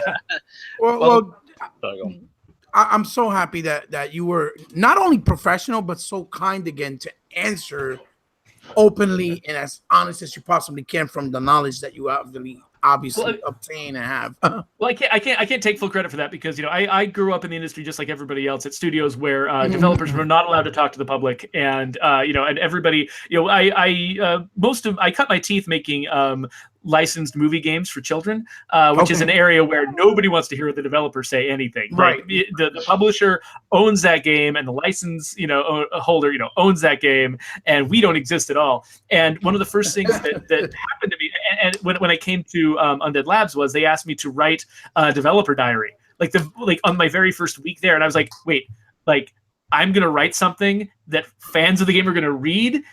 And that's okay, and you guys are okay with me talking to people, and they're like, I expected to be like, oh well, we're gonna vet everything you say, and I expected to see a bunch of sort of like hand holding and stuff like that, and no, Jeff Strain looked at me and was like, nope, I trust you, that's why I hired you. Nice. And I'm like, okay. Wow. And so I had to learn an entirely different set of habits working at Undead Labs, where the expectation is that, anyone on the team who wants to talk to the public and wants to be involved with fans of the game, can. We try to staff our booths with our booths at expos and stuff with people who worked on the game. We do the streams where anybody at the studio who wants to be on a stream can be on the stream and can talk directly to people, answer their questions, and and I'm amazed at the level of trust that our bosses show us, because sometimes we say stupid things and we manage to, and they don't fire us, and it just keeps on going. Right. Because you see people get very, very worked up. Because businesses in general get very, very worked up about PR, and they worry a lot that all of their fortunes are going to hinge on one idiot getting on camera and saying something wrong. And so they try to they try to hedge all of their bets by just not letting any idiots talk ever. But my company is they show us respect by letting us talk, by letting us get out there and talk. And they're saying, we know you might say something stupid, and occasionally I have, but they keep me on, and they realize, it's not the end of the world. Somebody says something stupid, the world doesn't end, everything moves on. And guess what? People appreciate the honesty. They appreciate the openness, and that ends up being more valuable than whatever benefit they were going to get out of holding us back. Well, Geoff, I'm glad that your company is so kind enough to do this, because this is making an opportunity for all of us here incredible, and an incredible experience that we're always going to remember, and be grateful to you to be so gracious to join us. And with that being said, I trust that my panel member Sherman has a fantastic question to you to follow up on. Before we move on, I should say that a lot of the credit, I think, for this philosophy also goes to our original community director, who he's moved on to another company now, but Sonia Weathers is actually the one who taught me basically that we should treat every this is her philosophy, that we should treat every media outlet like they're the biggest media outlet. Not everybody is IGN or Kotaku or whatever, but we should treat everybody like they're IGN or Kotaku, partly because that's just nice, and then partly because you never know who's going to be the next IGN or Kotaku. You don't know who's going to be the next. Someday, you guys, you keep acting like it's some big deal that I'm here talking to you guys. But you know what? Oh, it is. When your podcast becomes the most popular gaming podcast in the entire world, I want to be able to say that I was your first developer interview. Oh, for sure. So this is completely in my interest, my selfish interest. Awesome. I want to have that. I want to have that. So but Sonia taught me that. We hope that too. Sonia taught me that, and then Wonder, our new communications director, is she very much is the same way. In fact, like I keep coming to her and saying, like, hey, can we do this weird thing? And I know that most companies don't let us do this, but can we? She's like, yes, absolutely. I was just going to come tell you to do that myself. And, That's great. like when I because she was completely swamped when it came to the release of this game was one of the biggest things that our company has ever done, and she had so many things to deal with every single day that she actually just was like, oh yeah, if you want to set up podcast interviews, go for it. Just go set them up. It's fine. I'll just I'll approve them, but whatever, you go do it. And so that's what led to us being here, because because she just, like everybody at her company, she's just so open-minded and willing to let other people go and do what makes them happy. From all of us, thank you to her too. Yeah, Wonder gets a lot of credit for this. Sherman, anyway, take it away, my friend. Sherman. Well, first of all, he bought no pressure. No pressure. As far as your statement saying that, well, I know he's got a great question coming up, and yes, I'm sitting here silently judging you. Not silently. I don't do anything silently. I don't know what I'm talking about. But. and with that statement. And with that statement, everything that you previously said flew out the window. No, just playing. So, one of the things that I've really noticed about this game, and when it comes to gaming in general, especially games that are pretty intense with a really deep backstory or a backdrop, when it's character based, especially, the one thing that stands out for me is usually anyway, is the quality the overall quality of the voice direction, the voiceovers. The guys here, they tease me all the time about my voice and et cetera, and oh yeah, I'm always thinking that I'm listening to a radio broadcast, and I appreciate that. But it's late night jazz FM, but I and see, and that's part of the reason why I get so. Full disclosure, I get kind of hung up on the quality of voiceover work in games. And for me personally, and I know it's a personal observation, but if a game can be really well done in other areas, but when it comes to the storytelling part, as far as the character interaction, if the voiceover work, if it seems as if not that much thought was given into it, then it kind of just reduces the enjoyment factor for me. And the one thing that stands out for me with State of Decay 2 is the voice interactions, and the voiceover work that's been done in the game is outstanding. And so I don't know if you participated in it. I mean, it wouldn't surprise me. Only a little bit. It's actually, I'll let you finish your question, but then I only had a tiny amount to do with it.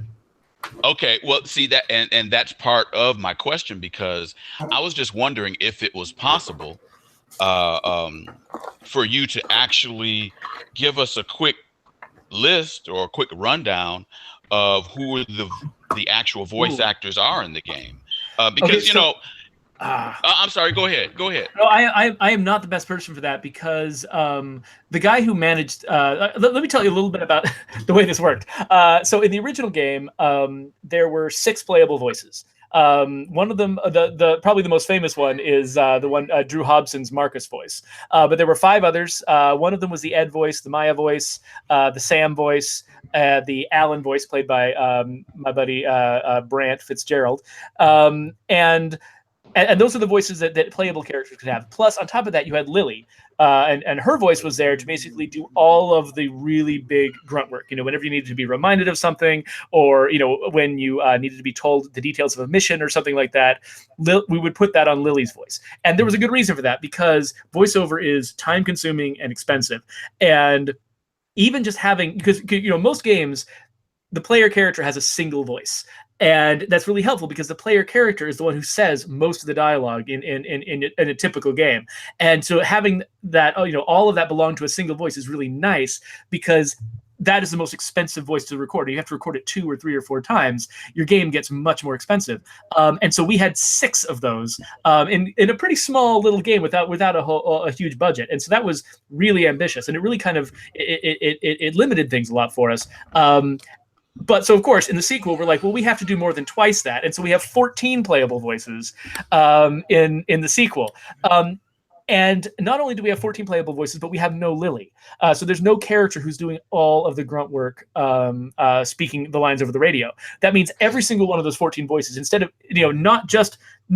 not only does the player have to be able to say things like, oh, I'm exhausted, oh, I'm out of gas, or like a zombie over there, and all the normal things that a player character says, they have to also be able to say all the lines reporting that there's like a food shortage, or that, something, whatever, like all the other lines that normally we would have shuffled off onto Lily.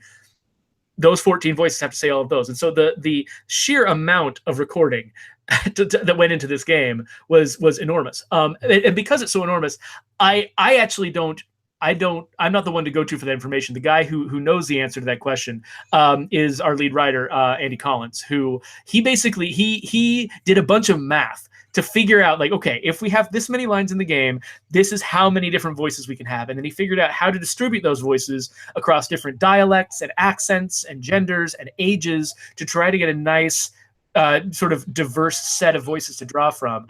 And then he contracted like a dozen different writers so that each voice would have a different writer writing their lines. So that he basically came up with, okay, we need to have a line when you're running out of stamina. We need to have a line when you're low on health. We need to have a line when you see a zombie. We need to have a line when you see a feral, and all that, whatever. We need to have dialogue for when you're being cured of the blood plague, and dialogue for when you're being exiled from the community, dialogue for all these missions. And then he came up with descriptions for all those lines and some sample lines for some of the early voices, and then he just sent that out to a bunch of different writers so that each of the voices in the game would be written by a different writer. A lot of the time, a writer who actually had experience, being from that particular dialect or culture or something like that, so that they could provide some authentic dialogue from that person's perspective.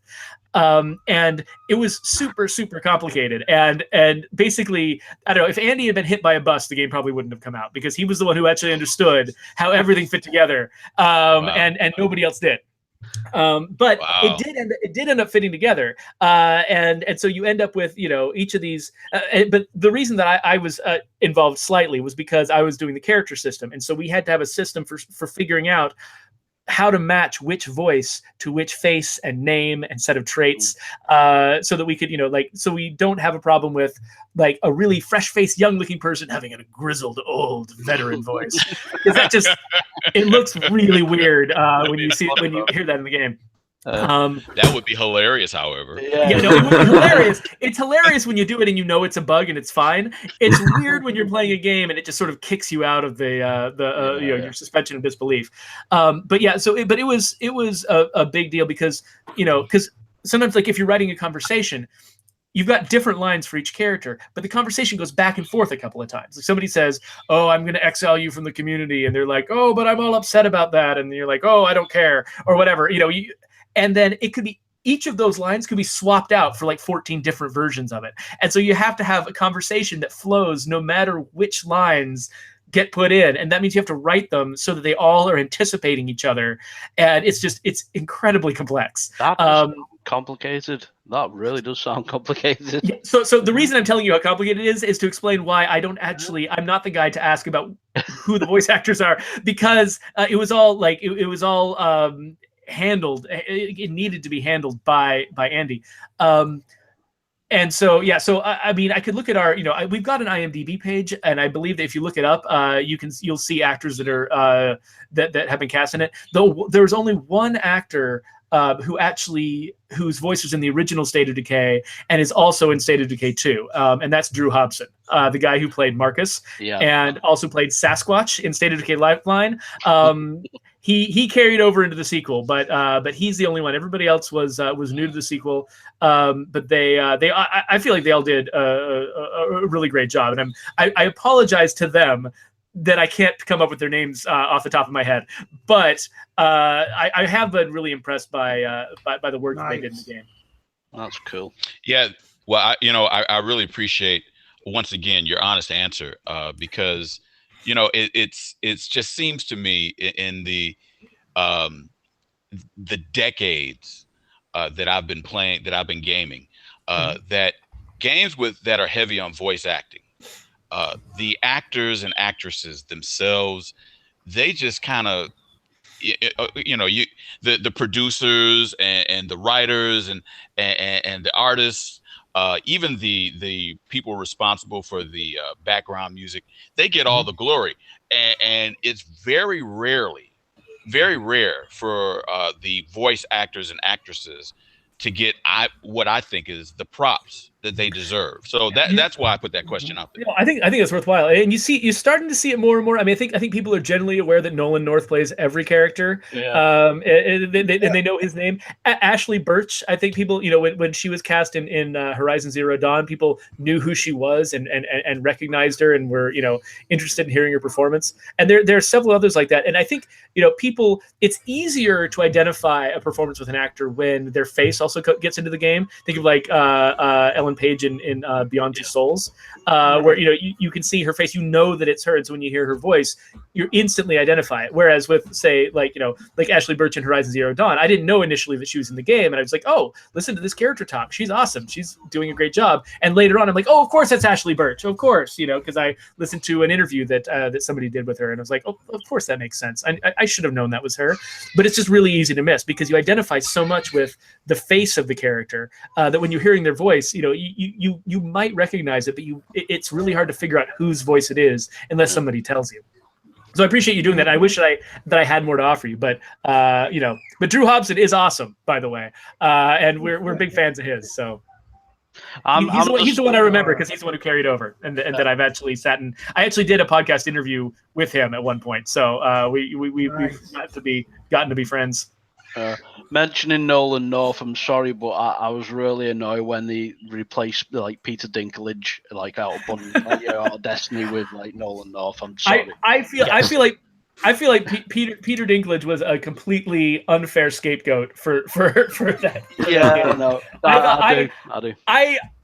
A wizard. It's one of my. I loved his delivery as Ghost because he sounded like, oh, this is a robot trying to relate to a human being in the middle of danger, and he sounds like he's just a little not nearly disconcerted enough by what's going on. It's very businesslike, and that was what was great about it. I thought Peter Dinklage did a great job, but unfortunately, I mean, it's one of the problems with gaming and pretty much every part of our media landscape where there are intense fandoms is that sometimes if something is even slightly wrong with your game, you end up getting so much hate and such an intensity of hate directed at your game that I don't fault people for looking for a scapegoat with Destiny, looking for something that they could change. Say, hey, look, we listened to you, we changed something. See.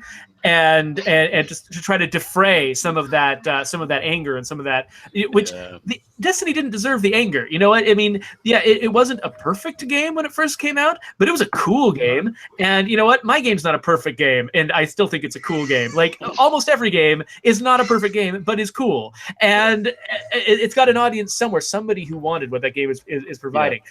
I don't think the hate that people will direct at games that they just don't like a little bit makes no sense to me. Like I don't understand working up when I really don't enjoy a game, that leads me to an extreme emotion of apathy. Like I'm just like, oh, I just don't care anymore because that game's not the thing. And that's the strongest emotion I can work up. I can't work up anger and hate. Like I don't even know how that works. And so I think it's tragic, but also, I mean, it's understandable. Like I can see why a game developer would do whatever they could to satisfy the angry mob with pitchforks and torches outside their doors. But at the same time, I feel bad for Peter Dinklage because basically the response treated him like he was the problem with Destiny, and I'm like, no. There's every game has got problems, and I didn't think he was the Nexus. But yeah, having brought up Destiny as an example though, is like I want to absolutely say I played the crap out of Destiny and I love that game. So just I've got friends, I got good friends that worked on that game, and I think they should be very proud of what they created there. The first one, I think I built it up too much in my mind, and I expected more. It was okay, but the second one completely blew me away. So I think we have we have a hype problem in the game industry where we put so much. Like I've gotten to the point where I self-inoculate against hype. Like I just assume that okay, oh yes, I'm seeing hype now. Obviously, I'm seeing an amazing trailer for a game, but I'm not going to get excited until I'm actually playing it, because what's the point? Like either it satisfies my excitement, which would have happened even if they never said anything about the game and it just dropped in my lap one day and I played it. I'm not going to enjoy it more for having anticipated it for ages. The only thing that hype can do is make me disappointed. And so let's just not bother. Let's not get hyped. Let's just, now and then a game can actually make me super, super hyped, and I actually feel intense displeasure that I can't play it yet, but it's extremely rare, and it's usually something weird like Into the Breach was the last game that did that to me. The follow-up to FTL by Sunset Games. When I heard when I was like, listen, I read Rock Paper Shotgun religiously, and they were so hyped up about that game. I was like slavering for it, and luckily it actually was as good as it promised to be. So, but it's very rare that I even let myself get that emotional about a game. No, that's a thing. I completely agree with that. I think we do. There's too much hype. To satisfy the gamers. Yeah, but that's what makes gaming unique, because there's something there for everyone. Mm-hmm. Yes, exactly. Well, again, Really appreciate your honesty and approaching my question. Even with the fact that you couldn't give a direct or a complete answer, but you did an admirable job, sir, and I salute you. And my so favorite with thing is that- evading questions. It's like you know. well, you know what? If that's your favorite thing, then you have failed miserably because you have done an outstanding job thus far. I think I speak for everyone. And so with that, we're gonna move right on to the Welsh Gamer. He is about to speak. German, I'm telling you, man, you need a radio show of some kind. You've got the most soothing voice ever. you need to promote like saxophone like stuff, like like I said, Jazz FM. Exactly. Oh, but thank you, sir. It's okay. But to why we're here, I'll pay you more compliments after the show, Sherman. No worries. Right, Jeff. Basically, like, you know, I touched on earlier about my ultimate fantasy about, you know, waking up to a bunch of zombies in the garden. You know, so as you can imagine, I'm quite the. I'll just say it. I'm a fanboy of zombies. I truly am. I love watching movies. I love reading comic books. Walking Dead is one of my favorite. You know, like zombie. Oh, excellent. The comic books are phenomenal. I think I'm a couple volumes behind right now. I don't know quite what's going on, but yeah, no, I have been reading them. They are good. They are. Going to give a spoiler then, right? Okay. Well, they're sitting on my nightstand by my bed, and I keep thinking, oh yeah, one of these nights I'm going to read it. But for some reason, the hypnotic glow of my iPad always drags me away, and I've got like John Green's last book sitting there too. Like, oh man, I really want to read this, but for some reason, like as long as if there's a screen anywhere near me, I don't pick up something physical. So it's a problem that I have. I'm quite the opposite with like books and stuff like comics. I like to have the paper in my hands. I don't know why. It's kind of a it'd probably be cheaper to download as well, but you know. but you know, like I'm a big fan of zombies, as I've hopefully like you know brought across to you. Older films like Dawn of the Dead, you know, World War II, just about any zombie thing I can get my teeth into, I will. And I cannot confidently say, without a shred of doubt, that State of Decay is not only one of my favorite franchises, like by a mile, but it's number one my go-to zombie for my zombie needs. When I'm thirsty for some zombiness, State of Decay. Honestly, I mean, I went back and forth to State of Decay 1 more times than I can count, more times than I've had cooked dinners, and now State of Decay 2 is here. I'm loving every damn second of it. So for that, I have to say no, take that back now, Jeff. You took my line. You took my line, Jeff. I was about to thank you, actually, you and your team. I hope you're all very proud of yourselves. It is definitely my game of the year by a mile. Thank you. It is very helpful. I mean, like when people, you know, go out of their way to point out their love of something that you've made, like it really it makes the whole thing worth it. I mean, you know, we spent, you know, like 3+ years on this, you know, just pouring our hearts into it. And for a lot of us, I mean, for me, this is the longest I've ever spent on a single project. 'Cause like I said, I came from you know, making mobile games, and then before that making, you know, games based on, you know, licenses from kids movies, and none of those projects take very long. They're usually like 6 months to a year maximum, and so this was the longest I've ever spent just making one thing and waiting for it to come out and hoping it was going to be good enough. And so hearing things like that from you guys, it really makes my day, and I think it's going to make, you know, when folks from the office hear it, I think it's going to really mean a lot to them too. No, well, you deserve every bit of praise you get. You and your team did a phenomenal job. And I suppose that leaves me with just the ultimate question, which you kind of just answered, but I'll give you another opportunity. But how does it feel as a member of a team, as developers, that your game has been received so well by zombie fans? I mean, yeah, it's. I guess I sort of stepped on your question, didn't I? Because I started answering it before you finished it. But yeah, no, you know, you spend 3 years working on something, and most of that time, the game sucks, right? Because it's not finished, and you're playing parts of it, and you're like, I can imagine how this is going to be good eventually, but it's all in your imagination, and you've had enough experiences in your life to know that sometimes things in your imagination don't work out the way that you wanted them to, and so you spend a lot of time in suspense, working your butt off, because like every bit of work you put into it gets a little bit closer from being this this thing that's broken right now, and it's only and the good parts of it only exist in your head. Like the more work you put into it, the more of that imagination that's in your head gets into the game, and you're like, if I just work on this as hard as I possibly can, and eventually it'll come out, eventually it'll be good. But you always have this little doubt in the back of your mind, like, what if it doesn't work out? What if something goes wrong? What if we're wrong about something? What if we're we're imagining that a certain feature is going to work a certain way, and then when we get into the game it's not, and we won't have time to fix it? And what if that's the linchpin? What if that's the thing that makes everyone hate this game? And you fill yourself with these doubts, because the doubts are part of the creative process. It's how you notice when there are problems in the game, is the fact that you're just doubting yourself all the time. So it's a useful thing to do, but emotionally it can be very taxing, just, not being sure if your game's going to be good. And so when it comes out and people appreciate it, and it finds an audience, and, even though not everybody does like our game, there's definitely, it's got its share of people who were not satisfied with it when they played it, and were, who it wasn't the kind of game that they were looking for.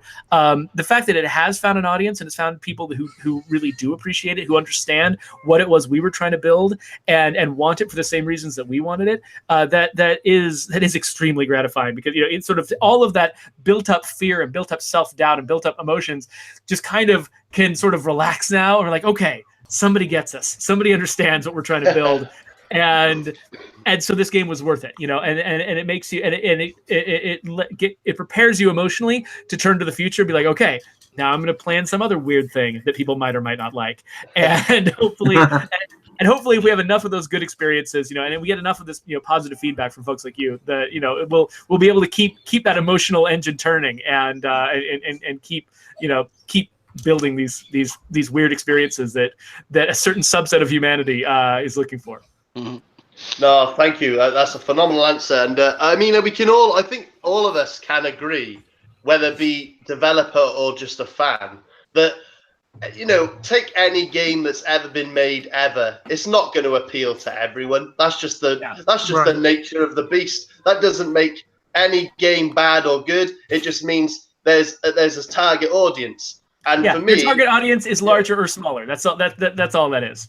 No, absolutely. And I just think personally, dipping into my original question from earlier, State of Decay 2, in my opinion, as a fan, it's achieved what it set out to do. It wanted to throw you in this realistic, no hand-holding, bloody trade here when I say to go here, rubbish. It's literally you on your own. You start with nothing, and you've got to work at it to survive, and it's true grit. And I just think you did a very good job with that. And I'm a huge fan personally, and I know that any zombie fan with the similar fantasies as me, there's zombies in there's a girl in the garden. Shaun of the Dead. Is that real life? Or what? Is that? God. No, that's from Shaun of the Dead. But right, sorry. It's been too long since I've seen Shaun of the Dead. Yeah. Great film. Yeah, no, I agree. But no, yeah, honestly, and I personally feel State of Decay 2, well, State of Decay 1 and 2, as a franchise, State of Decay has done exactly what it was meant to do. And I'm telling you, or should I say, asking you and begging you, don't pander and change anything to appease the however many that whatever. It is amazing the way it is, and the style that you've all gone for is perfect. I think it's phenomenal. So thank you for answering my question, and keep doing what you're doing. I'm a big fan. Actually, when we get off here, I'm going to be playing some State of Decay 2, and so that's all I got from me. So I'll pass you over to the beard with legs, Andy Mack. Cheers, Geoff. Thank you. Thanks very much for that, Welsh. I mean, when the game came out, I got home from work and I didn't even know it was nighttime by the time I finished it to go to bed. And not many games have done that for me personally in the last 5 or 10 years. And this is the first game I've worked on myself that, usually you're really sick of your own game by the time it ships. This is the first game of mine that I've actually worked on where as a player I was able to enjoy it that same way, which was for me was like, oh wow, we really have got something special here if I can actually enjoy it after spending 3 years hammering my face against it as hard as I could. So. I've got like a tiny question before I say my main one, and that is going back what you said before about saying stupid stuff. I say stupid stuff all the time. Can I get a job at Undead Labs? Qualifications. The fact that I say stupid stuff all the time was actually when I first interviewed. We work in a big open office, and at the time I interviewed, actually, we worked in a small open office, and everybody, there's no offices at all. Like even the owner of the company doesn't have his own space, and so. One of the concerns that was raised in my job interview was this guy talks a lot and very loudly. Will I be able to get any work done with him in the room? And so I spent the first few months that I was there trying very hard to whisper all the time, so that so people wouldn't want to just immediately kick me out on the street for disturbing their workflow.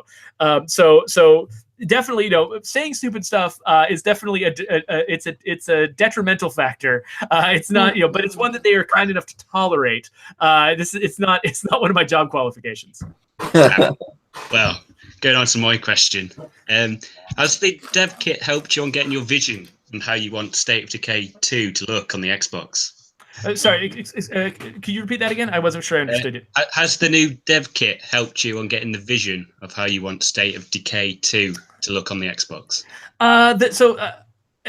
Questions about the sort of the technical advantages we get from like when you say dev kit, you're talking about like the actual machine that we're testing on the Xbox dev kit, whatever it's called. So that's so what we do with the actual dev kits and the sort of the technical details of how the game comes together on the hardware. That's actually the area of the programmers and also the technical artists on our team, and so they're the one basically. Because they're so good at their job, I don't usually have to worry about that at all. Like I'm just making, lists of traits and character names and writing tutorials and things like that. And they're worrying about how the game looks in 4K, using different pieces of hardware. And they basically, if I have a question about that, or if somebody on our Discord asks me a question about that, I usually run over to one of their desks and ask them the question because I have literally no idea. Well, you've got plenty of time. Or you to run the office. What'd you say? I was just going to say, like, you expected to run to the office. It's like he's asking you to go next. But so I can't. I don't think I can give you any details about our use of the hardware, just except for the fact that it is always nice, when you jump up a generation of hardware, just sort of seeing what you're able to do. But it's never exactly what you expect. Like when you are. Because people's expectations rise at about the same rate as the hardware, and so when like you're dealing with all these limits, and let's say you're making a game on the Xbox 360, and you're like, okay, well I can only have this many zombies on screen at a time, I can only have this many humans on screen at a time because of the limits of the hardware. And man, won't it be nice when we get a new Xbox, the next generation of Xbox, because then I'll be able to put twice as many zombies on the screen and 4 times as many humans, and you get so excited about it. But then you get the Xbox One or the Xbox One X, and people are like, oh, but now we also expect your characters to look more detailed. We expect their animations to be, much, resolved to a much higher level of fidelity. We expect, the world that they're in to be more complex, and so the AI that it takes to navigate this world is going to be more complex. And when you put all that together, and you can have fewer characters on the screen than the previous generation, and so it's a balancing act all the time, and so basically people's expectations are running as hard as they can to catch up to what the hardware can do, and you only get like brief little windows where you can actually take what feels like a leap ahead, or a lot of times what you end up doing is you'll end up making visual or gameplay choices that sort of tweak the odds in your favor. Like you say, okay, well, I'm going to do kind of I'm going to use a style of art that has very few polygons and very simple textures, and that will take down the cost per character. And then that means I can have way more of them on screen at the same time. But that means committing to an art style that allows you to do that. And so if you've gone for a realistic art style, especially if you go with a realistic art style, people's expectation of what a realistic art style looks like, they're constantly changing and constantly growing. And it can be really hard to stay ahead of that sort of thing. And so with State of Decay 2, there were some people who were predicting, oh man, they'll be able to get millions of zombies on screen at a time. And we're like, well, but our zombies can be dismembered, and they've got all these all these different features to them that make each zombie very complex, and so we can't get a million of them on the screen at a time, but we're going to do our best and we'll get as many on there as we can, and in the meantime we'll try to make each zombie interesting and challenging enough that you don't need to have a million to stay engaged and interested. But yeah, so that's sort of the way I can answer your question, because that's sort of what I get to see from my side of it. On the technical side, though, I don't know the first thing. But it's something you're very proud of, though, isn't it? Oh yeah, I mean, I'm definitely very proud of what our studio has accomplished, and what our tech art team has accomplished. Like one of the things that I thought was a really good move that our tech art team made early on was the fact that we decided to scan faces rather than building faces from scratch, because it allowed us to get our characters to a much higher level of fidelity, much faster, and be able to get a nice variety of very convincing human faces into the game, much more so than we were able to do with the original game. And so I think one of the reasons why people feel so interested and compelled in some of our characters is because those are the faces of real human beings, right? You look at them and you can see all the little details that it's just hard to fake. It's hard to fake the actual the look of a human face as it develops through a person's life. You just get a different result from that than you get out of just sort of trying to sculpt something from scratch. And so yeah, so our tech art team has pulled off some really impressive stuff. And I've got some child yelling at me. Hold on one second. I'm gonna find out what's going on here. I'll be right back. No problem. Oh, what a down-to-earth guy. See that? The pleasures of parental day. I don't think, for anyone watching, I don't think you can get a more down-to-earth dude. It's quite nice to know we've got a guy like that working on a game like State of I've got a Decay. daughter who's very tired. Real developer or real life. That's right. The one thing I like in the game is when the sun's setting, you get the nice shine from the sun. I think that's a great effect you put on that. And, that's another one thing. Yeah, that our tech art team figured out. We've got. It's interesting. I've never actually been on a team that had such a large group of people devoted to just getting the technical side of the artistic presentation working as well as it does. And these guys are phenomenal. The things that they're able to pull off with with the engine and with the hardware, and they make some really crazy things happen. Well, thanks very much for that, Jeff, and over to Micro. Oh, it's back to me. Right, what I was going to ask, actually, I mean, this is certain. I was umming and ahhing, should I ask this question? But I thought, no, I'm going to go for it. You just got muted. Oh. No, I don't know what happened there. I went a bit quiet then. Train of thought, it happened. No, I hit the space bar and for some reason that muted me. But there you go. Oh, does that work? I'm going to try my space bar. It doesn't do it for me. Oh, that's not fair. I have no idea how to do myself. You probably heard me talking to my kid over there while I ran off. No, I was wondering whether to ask this question. I thought, well, I'll ask it. Obviously, the partnership that you've got with Microsoft now has opened many doors. You can see that with the advertising, the marketing for the State of Decay 2 launch has been fantastic. It's nice to go to a cinema and see Xbox marketing for an exclusive game other than a Sony exclusive, or it's generally always something else, and it's never an Xbox game. So it's nice to see the marketing is huge. Yeah, we were really happy to see it too. Yeah, exactly. So obviously, it's a sort of a split question, this really, but as a developer, has the partnership with Microsoft been a huge advantage to you working on this game, marketing, etc.? And to key off that as well, I'm also interested about the Game Pass. Now, obviously, Phil Spencer announced in January that the partnership with the Game Pass, with all Microsoft studios, were then going to go to Game Pass on launch. Now, as a developer, how does that work? I mean, financially, I don't want to know all the ins and outs. Obviously, I don't. Well, you're not going to come out. But the problem is that I'm not a business guy, and so I probably can't answer questions that are about financial stuff because I literally don't know. They just write me. I get my paycheck, and that's about as much. And I pay my internet bill, and that's yeah. Sure. But I mean, all I really need to know is how. I mean, it must be an advantage to yourselves and the other developers. The Game Pass, because you wouldn't go into it, and if that was the case. So how do they work it roughly? I mean, do you get sort of a fee, or obviously my main concern as a consumer is that developers lose out from sales. And obviously that's where your bread and butter is. So there must be something in place that says yes, as Undead Labs will get this, or there must be a way that it works. But I'm just curious as to. So I agree with you that there is a way that it works. But not only do I not know all of the details because I'm not there to sign the contracts. Even if I knew the details, I probably couldn't share them publicly. Yeah. So, but I can say that our relationship with Microsoft is very good. It's a very good trusting relationship, which can't always be said. I've worked on lots of projects where the relationship with the publisher was very tumultuous. The publisher interfered a lot, showed very little trust. But that was not the case on this game.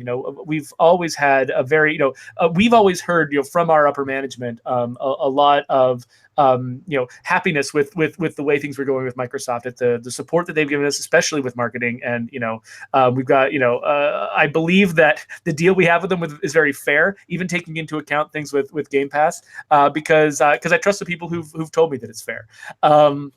And so, but I mean, I do get the sense that it's it's a thing that has to be talked about, when you're discussing how a deal should be structured when the deal involves the game being on Game Pass. And so it's something that does come up, and it's sort of with any contract negotiation, there are going to be trade-offs that you make, and okay, well, if it's this way, then we have to do this. But I don't know any of the details of that kind of stuff. But so it is something that I'm sure comes up, but it's not a thing that, even if that was the kind of thing I was allowed to know the details on, I would act like I didn't know, because that's the easiest way to dismiss the question. Well, I mean, that's it. I mean, I've not seen anything anywhere that where developers have talked about this, so I just thought I'd just try and get some background. And but I would definitely say that our deal with them is definitely fair, and it's something that we're satisfied with. And so that's because our boss Jeff Strain has been doing this for a very long time. This is not the first game studio that he has founded, and it's definitely not the first publisher relationship he's ever had. And so he's very well respected in the industry, and he's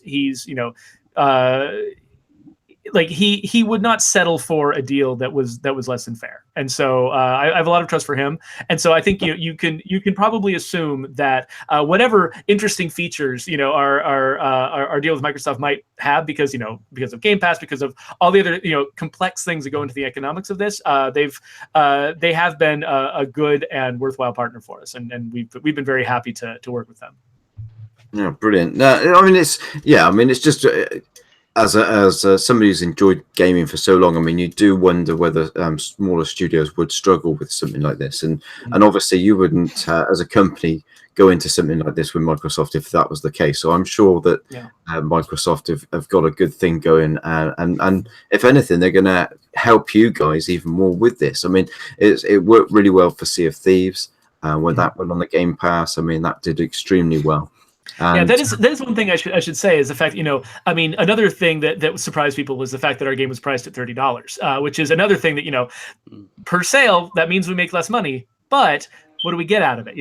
A big a big, it's a big boon to us, especially for making a multiplayer game, to have the largest audience possible, because that means that, if more of your friends are playing the game, then there's more opportunities for you to enjoy the game.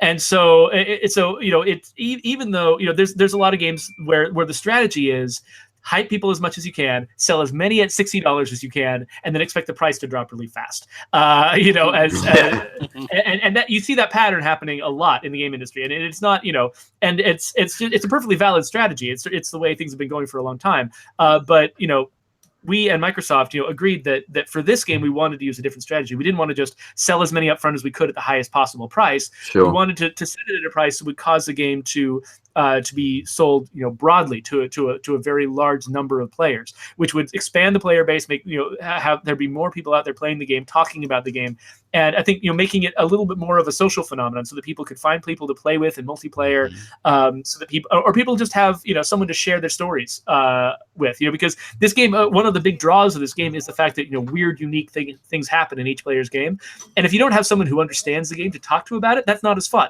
And so we want as many people so a big part of what makes our game fun is the fact that it was sold for $30, because that means there's more people out there that are playing the game, and having those people makes the game more fun. So the price is kind of a feature, and Game Pass is also kind of a feature for this game. The fact that there's a lot of people out there who are already paying for a service that means that they get this game at no additional charge. There's going to be a lot more people playing this game than normally would be, if it had just gone to market under normal conditions. So that does help us, even though there might be trade-offs here and there. It's overall, for the kind of game we were making, it was absolutely a benefit. Sure, yeah. I mean, the thing is as well, I mean, from the Game Pass, I mean, I have Game Pass, but I still purchased the game anyway. But they're probably... You're welcome. I was going to buy it anyway, but I do have Game Pass. Same here. Yeah, I mean, it's something that, gamers, I like to own my own games. I have the Game Pass because there are games that I generally wouldn't try. So the Game Pass opens those games up to me, and I can give them a try, and it's not cost. Because I have quite a varied taste in games, but there are games that generally, because the games aren't cheap. You do, there are games that you would probably skip if it wasn't for something like the Game Pass. So it does open that up, and I expect that people do that and buy games from that.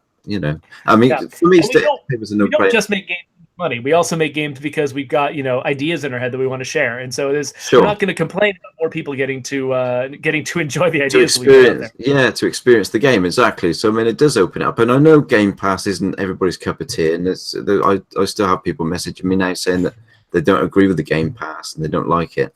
But I think it does open it up because it is an expensive hobby. And it does open those games up to everybody, and not everybody can spend, £40-50 or dollars on games on games every month. So the Game Pass does open them up. So thanks for answering the question as best as you could. Anyway, I knew it was going to be a tricky one. Yeah, we're starting to get into questions where I just simply don't have the expertise to really give you a solid answer anyway. So my question evading skills are that's fine. I wasn't sure how much you would be able to answer, but I wanted to talk about Game Pass anyway because it is an interesting subject. So we're coming to an end. I know that Dale's going to finish off today, but Chris has asked if he can ask one more question. So Chris, if you want to go over to you, mate, and ask your question. Yeah, thanks. Jeff. Yes. Not that you haven't been put to the ringer already, because you've been. The question's more because of all the other, questions and answers, and how you've graciously been giving us so much great detail. This is more of a personal for me. Maybe some may be interested, but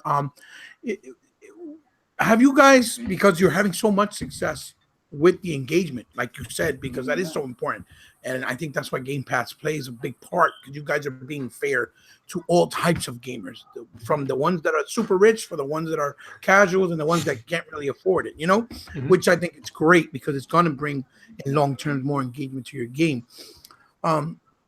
And that's what makes it so accessible and approachable in a lot of ways. And I think a lot of other companies should follow suit because it's so player friendly and consumer friendly. Anyway, not to be too long winded, the question was basically, would you guys consider, since you've done such, I know you probably don't know because you said you've been very clear that you're not part of the technical aspect, but have you maybe heard some ramblings within your team, if they might possibly consider maybe in the future, for the Xbox One X version, since it's 4K, maybe doing a performance mode where you can run the game, maybe let's say 60 frames in a dynamic resolution or in 1080p, or is it that because the game is procedurally generated, that's almost something that's really impossible to do, or something to that effect? I wish I had a more solid answer for you. Unfortunately, I know that people out in the community have asked for that, and I know that there have been some positive discussions amongst like the tech art and programming teams about the option of doing that, where they talked about like, oh yeah, if we did this, maybe we could do that. Like working through the problem.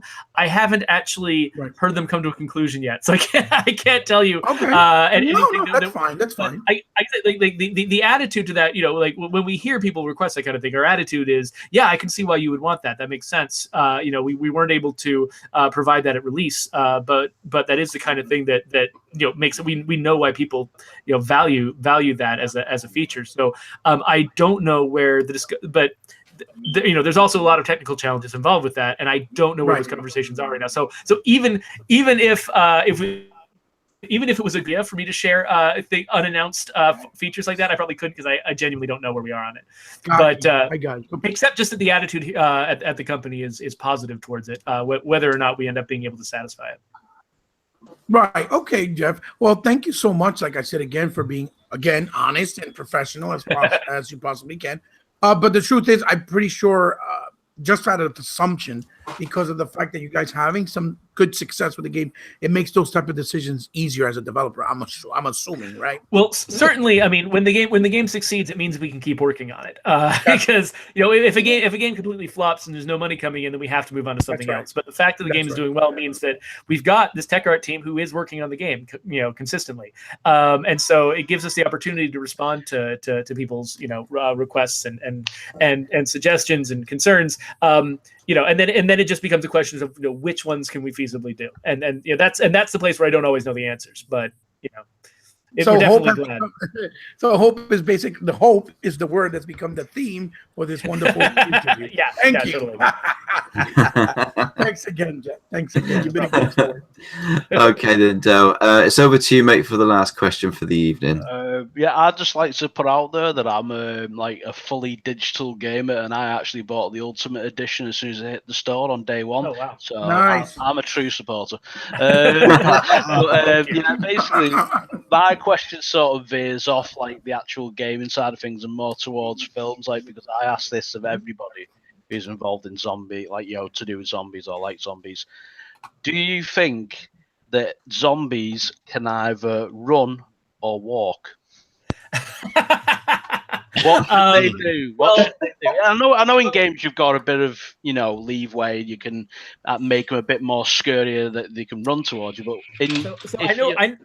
I know that walking zombies are sort of the classic mode, right? Like that's the original zombies were walkers, but I think one of the problems is because the real world now has become so accustomed to the idea of zombies, and everyone has now thought through all of their zombie survival plans. I feel like for the zombies to actually be a threat, for you to actually believe that they could become a worldwide pandemic, you kind of have to have them amp up their game a little bit. If they're walking slow, then I think we can deal with them a little bit too easily. Well, if I'm going to believe in the worldwide apocalypse, I've got to have them be scarier than that. So I think the whole of it. If you're imagining real world zombies, I think they have to run. Oh right, okay. I'm a walker type of guy. But I understand that. Yeah. That's the original hardcore, zombie mode is walker zombies, and so I completely respect that as an artist and as a respecter of the traditions of the zombie genre. I totally accept that walking zombies are the legit original zombies. I've got to admit, the ferals especially. I think it's just the running part scares me from it because it's a zombie. It can run and it can get you. But I tell you what, those ferals, I'm sorry, but I hate them. You ever thought inside of them, they're evil. They're just the most evil people ever. Yeah. Oh wow. Makes you think they were probably bad people in life too, just because. Yeah. Well, to have that much like viciousness in them. I mean, juggernauts are okay because they're sort of slow and you can dance them off a bit, like, you know, they're pretty big, like. But yeah, I mean, the ferals, especially when you hear like someone say, "Oh, there's a feral," you know, it just makes me jumping gay. Panic stations. Well, yeah, no, I just thought that's like it's a silly question, but I always ask it of anybody who's into zombies. So yeah, well, there's my answer. So so Geoff, basically, it sounds like you're saying that the zombies have evolved. I guess so. Yeah, well, just certainly, yeah. As humanity has evolved, yeah. there are the zombies that we need as a culture have evolved. Yes. You say it's that's because a of good, actually, that's a good analogy of it. And Well put. I'm hardcore like Walker type zombie like person because of the way I grew up with all the zombie movies I watched. But actually, that's a good analogy of it. I didn't think about that. Yeah, when you think of zombies as like a real world like scientific phenomenon, first you have to accept the fact that it's not one, and that we're just making it up. But when you think of it as a cultural phenomenon, then yeah, it's got to serve a need for our culture, and so yeah, as our needs change, the zombies God that we bless require George change. Romero. Well, I mean, George was like he's the godfather of it all. Like that's why, like, That's I'm a solid hardcore Walker guy. I mean, the original like zombie movie was called White Zombie. It was made in the 30s. Like that was the very, very first one. But I mean, me myself personally, yeah, I do think like I do prefer the Walker because it's sort of like a sense of dread. It's like you know you're going to be eaten, but it's taking a long time, and it's like impending doom. That is easier to pull off. That is easier to pull off in a movie too, where you have absolute control over how fast the heroes move, what situation they're in. When you're making like an open world zombie game where the player has this much power and you know agency, you gotta keep them on toes. You got to amp up the zombies to keep track. I mean, I think that Left 4 Dead kind of proved that too, where it's like their zombies are incredibly fast, but you know if you're trying to play a fast-paced action shooter game, I mean, you need to have fast zombies. If the zombies in Left 4 Dead were slow, people would just sort of like skip through them, you know, whistling and you know. Probably I'll just be standing there in a row, just picking them off one by one. Bang, bang, bang, bang. Yeah, exactly. I just thought I'd ask because it's just one of those things I'm always curious about. Oh yeah, no, that's great. I'll be curious to see like if you I don't know are you compiling like a pie chart of the answers that you're getting? No, it's just something that I always ask about. But I mean, I've actually got like a book of like how to survive the zombie apocalypse. So, I love those. And it's I've got obviously I've had like Brooks's like work on like World War Z. Yeah, and I was a bit disappointed with how they turned it out with like the zombies being like en masse, and it was sort of like they were like a plague in a way, like they were just rushing over everything. So that sort of ruined it. Kind of like the rats in Dishonored, right? Oh yeah, or Morton Down. Yeah, like I'm thinking like from Warhammer, for like Morton Down. Yeah. So, but yeah, I mean, I actually understand like where you're coming from on that, actually, with the way they evolved and that. I never looked at it at that point of view, but I still think they should walk. Anyway, but yeah, like I say, the thing in games, that's the great thing, like, because obviously you've got to create that sense of urgency. So yeah, whoever created those ferals, I hate them, but I love them at the same time. It's kind of like. It's like trying to imagine making a video game adaptation of It Follows. You know, it's like the whole point of It Follows is that it's really slow. Yeah. But you can, I mean, I haven't actually seen the film, but I understand like what how it works. Have you not seen it? All right, okay. It would be hard. I mean, a lot of reasons it would be hard to make a video game that was any good based on It Follows. But like you've got a lot of control over the pacing of a movie, and when you give the player control, you just do not have any control over what they're going to do, and it makes it kind of different. Yeah. Okay. Well, promise me one thing then, Geoff, because you've just like made me really giggle with that. Right? You said the game of It Follows. Watch the film It Follows and see what it's about. Yeah. I'm aware of some of the subject matter that would be appropriate for a video game. game. I was more talking about the pace of the chase than the other aspects of the story. I was just imagining an actual like game adaptation of it. It'd be like, okay, like God of War 1. Yeah, no, I understand. Yeah. Oh well, yeah, exactly.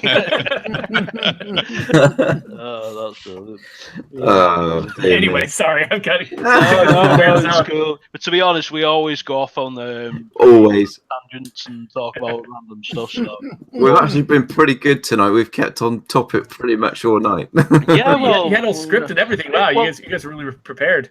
Yeah, we had a script. I mean, obviously, I don't know whether like you fancy talking about maybe what your like anticipation is for E3. I know obviously you're watching the EA thing. What is there any games you've got your eyes on? So honestly, like the thing that I look forward to most from something like E3 is not the getting to see the trailers and stuff for the games that are already announced. Because because we're going to see stuff for Anthem, we're going to see stuff for for Battlefield and for Call of Duty and all these games that we're really aware of. But I already kind of have a sense in my head of the kind of game those are, and I almost kind of want to be surprised. Like I'm not all that interested in seeing a whole bunch of new media for them, except from a business perspective, wanting to know what's out there in the field. What I'm most interested in is the stuff that I can't name right now because I have no idea what it's going to be. Like specifically, I think that the presser that I'm most looking forward to watching is the Devolver press conference tomorrow night. Actually, I think it'll be like 4 a.m. for you guys. But because Devolver just everything they show is always just extremely weird, and their entire presentation is also just an enormous joke. And so they're always, there's no way Devolver is not going to surprise me, and so so that's what I'm most looking forward to, just seeing whatever weird stuff they decide to do. Cool. But like the EA thing, like we knew a certain list of games that were going to show up, but we didn't know we were going to get Yarny Guy up there again. Like that was amazing. Right. And what was it? The Sea of Solitude. That trailer blew me away. I nobody knew that the Sea of Solitude trailer was coming, but yeah, that was like the art style, the way the characters are rendered. Like I was like, and how horrific it was when it tried to scare you. Like I'm like, I want to have that experience. I'm completely 100% on board. So yeah, I don't know. Like, I think each of the press conferences is going to have surprises like that, and that's what I'm looking forward to. Nice. Definitely. That just shows, like, obviously, like, the main thing is, well, obviously, you're a gamer, like the rest of us, so, like, you know what I mean? It's just one of those things, like, the anticipation of not knowing what it might be. Like, that's killing us, really, but we'll have to wait. Yeah, I'm sure Xbox have got something up their sleeve tomorrow. Yeah. Gonna be interesting. There's a lot of stuff that we don't know about. I can't wait for the Bethesda one as well because I'm a massive Fallout fan, and I've been waiting for Rage 2 for years. Purely from a business perspective, like what I've been hearing about what Fallout 76 is supposed to be. I mean, I would be negligent if I didn't pay a lot of attention to what they're doing over at Bethesda. So I don't have any inside knowledge. I'm like what Jason Schreier's been saying at Kotaku about what they've got going on. It's nothing, no inside knowledge here at all. I mean, I do have friends over there, but they're not going to tell me their secrets. No, Of course not. Yeah, I also don't tell them anything about what's going on in Undead Labs. So okay, we believe you. Oh dear. Right. Well, that's. I think that's it, guys. So, my God, what a MicroPod. Just unbelievable. The fact that Geoff took the time out to join us for 2.5 hours. Just fantastic, and I can't thank you enough for coming on and just joining. What is just a group of gamers that love to talk about games every fortnight. So the fact that you've taken the time out to do that is just fantastic, and I can't thank you enough, Geoff. I really can't. I love what you guys are doing here. I mean, when you've got a group of friends that that live in different places and who all have an interest in common, doing a podcast together is a great way to address that. I mean, I've got so many friends that I used to game with that just live across the country from me now, and I just never talk to them. That's my solution. Since they're basically cut out of my life. I occasionally see updates on their kids on Facebook, and so what you guys are doing here is really cool, and I'm kind of actually jealous. So I'm grateful you guys welcomed me in and gave me a chance to participate. No, really appreciate you joining us. Absolutely fantastic. Yeah, fantastic. If you're on Facebook, you could join the Project Xbox group.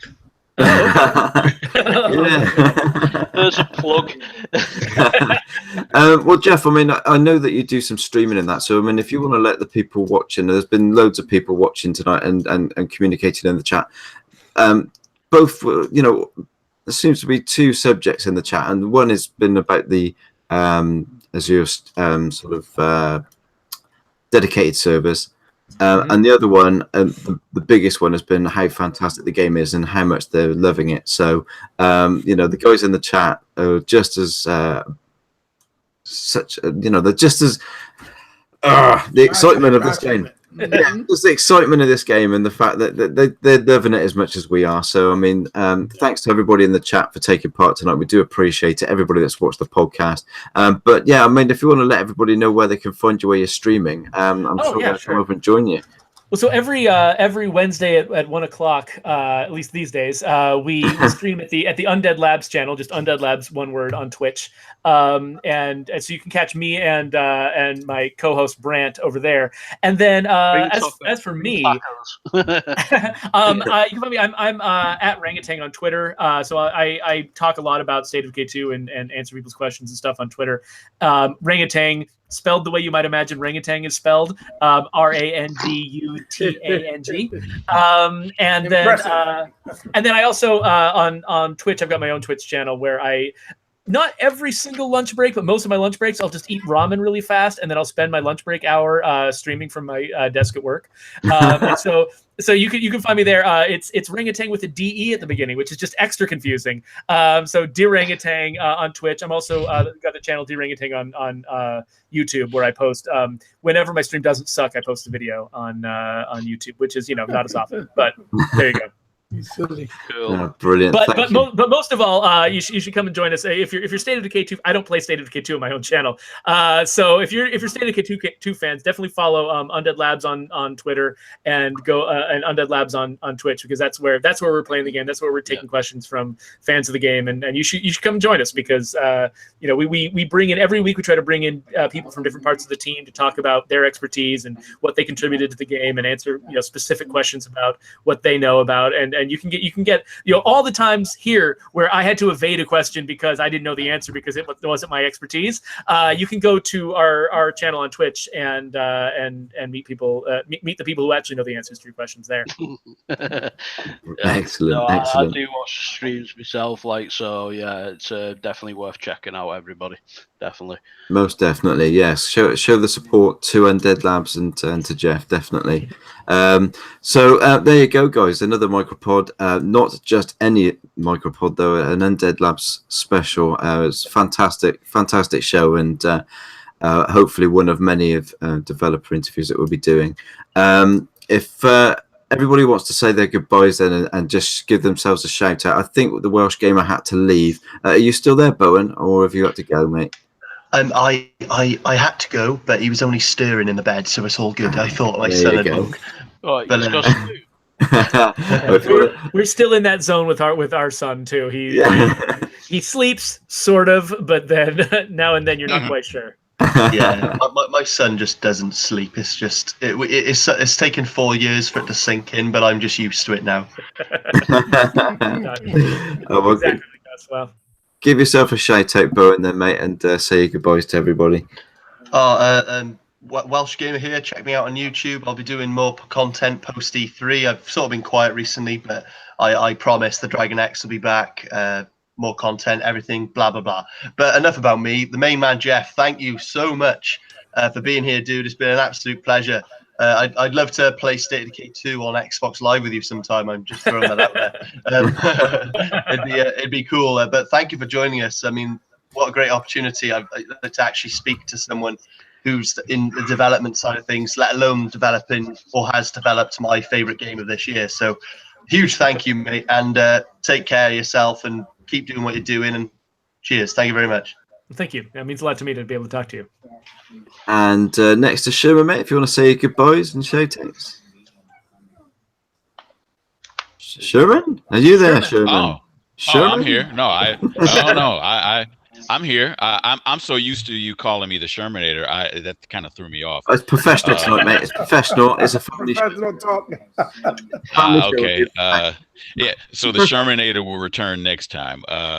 So Geoff, real quick, just can't thank you enough for taking the time out of your busy schedule to show up and hang out with us regular Joes who just happen to all have the same hobby, which is gaming until our fingers just start getting numb. So we just really appreciate the fact that and you know, on E3 weekend, no less. So that in and of itself, I mean, that's a big testimony to just illustrating how down to earth you are. I mean, yeah, you guys are gonna make me blush. Well, that's not our intent, but if you so choose, no, really though, we just really appreciate the fact that you've taken the time to hang out with us and to be just so candid and so forthcoming with your explanations and the information that you were able to share with us, and it just means a great deal to us. I don't think I speak just for myself when I say I never would have thought that we would get anybody of your stature to show up here. It's just, but there's literally no reason to think of me that way. So. Well, we do. Well, I don't want to get into the back and forth where I'm like, oh no, you shouldn't compliment me more. You shouldn't compliment me. And you're like, oh, I compliment you. Like, oh no, please, no. Like, I don't want to get into that, but like, I can't say enough how much this is not a big deal, and I'm actually just as thrilled to be talking to you guys. So, well, you know what? It's just we just really appreciate it, and again, I'm going to echo what was just said by Drew. By all means, I'd love to meet up with you on Xbox Live. My Xbox Live gamer tag is TechnoFunk, TECHFUNGK. Come on, fellas, you knew I was going to do it. You did it as well. Right. So yeah, would love to be able to hang out with you. Out of control. Out of control. Well, you know, it's what I do. So anyway, once again, just thank you so much. We really appreciate it, and we'll be looking forward to future projects from you guys. Yeah, so am I. And Hebot, mate, if you want to say your shout outs and goodbyes. Yeah, well, it's Hebot on YouTube. B, space in between the E and the B, obviously. And I'm on Intro Media Gaming, Project Xbox, and on the Infinite Rooms of the DX Mansion on Facebook. All really good video game and Xbox centric, mainly, gaming groups on Facebook with, respect and none of the rhetoric and trolling, obviously. Mm-hmm. And on Twitter, I'm Hebot, Powerful Gamer. You can always come check me out at your discretion, of course, because there's a lot of haters. Hey, Geoff, Geoff, it's been an absolute pleasure. Thank you from me and all of us. I'm pretty sure I speak for everyone here for taking out the time again in your busy schedule. Salute to you and your team. Bravo for taking a chance, making something that's different and taking a risk. Once again, from the perspective of obviously us, the gamers, and I hope that you guys have nothing but more success as you continue on with State of Decay, possibly maybe another IP down the road, or State of Decay 3, and many more iterations as you decide to do, and as the fans want as the years go on. You've been so kind, so humbled, so professional, but yet you made us feel like you've been friends with us for many, many years. And I think that shows, and it's a testament of the type of people that work at Undead Labs, that work at Microsoft, and in general, in gaming. And for a lot of people like us that don't really know and are not in the know behind the scenes with the developers. So thank you for that, for giving us this opportunity, because it's a big deal and it's a big thing for all of us, because we're fans, I can definitely say that, I think most game developers out there, most individual game developers would love to do this kind of thing. I think that the thing that's special is Undead Labs having a policy that allows us to, and that really believes in connecting, one-on-one with people in our community, not just as customers, but as human beings that we like to talk to. So yeah, kudos to my own company for doing that. Yes, and kudos to you and your team for sure. Like I said, that's the beauty of the social media. It's not all that bad, or doom and gloom. This what makes it social media like another evolution of what gaming is going to and is going forward and getting bigger and bigger. So thanks again, Geoff, for joining us. And we hope you can join us again with some more stories down the road whenever you do other stuff for State of Decay. Thank you, Geoff. Yeah, Delpo, you should definitely contact me next time we're releasing something new or whatever like that. Feel free to contact me if you guys want to talk about it. I'm always stalking you and Brant on maybe next time we get Brant to do it instead. And in fact, Brant was who is less comfortable receiving compliments than me, it's Brant Fitzgerald. So you guys completely destroy him that way. It's like there's like a glowing weak spot, like a boss battle, on him where his heart is, and if you can hit him with enough compliments, he explodes. So. I remember in one of the live streams when the writer was coming over to England, and he actually invited him to my house. He said, "Go to Delboy's house." I was like, "Yeah, okay." That was pretty cool. Right, Andy. Well, thanks for taking the time out of your day again to join us, and thanks for being part of Undead Labs and making the game. I mean, I just love it. I'm thankful to be part of Undead Labs too. Yeah. So, you can add me on Xbox. Well,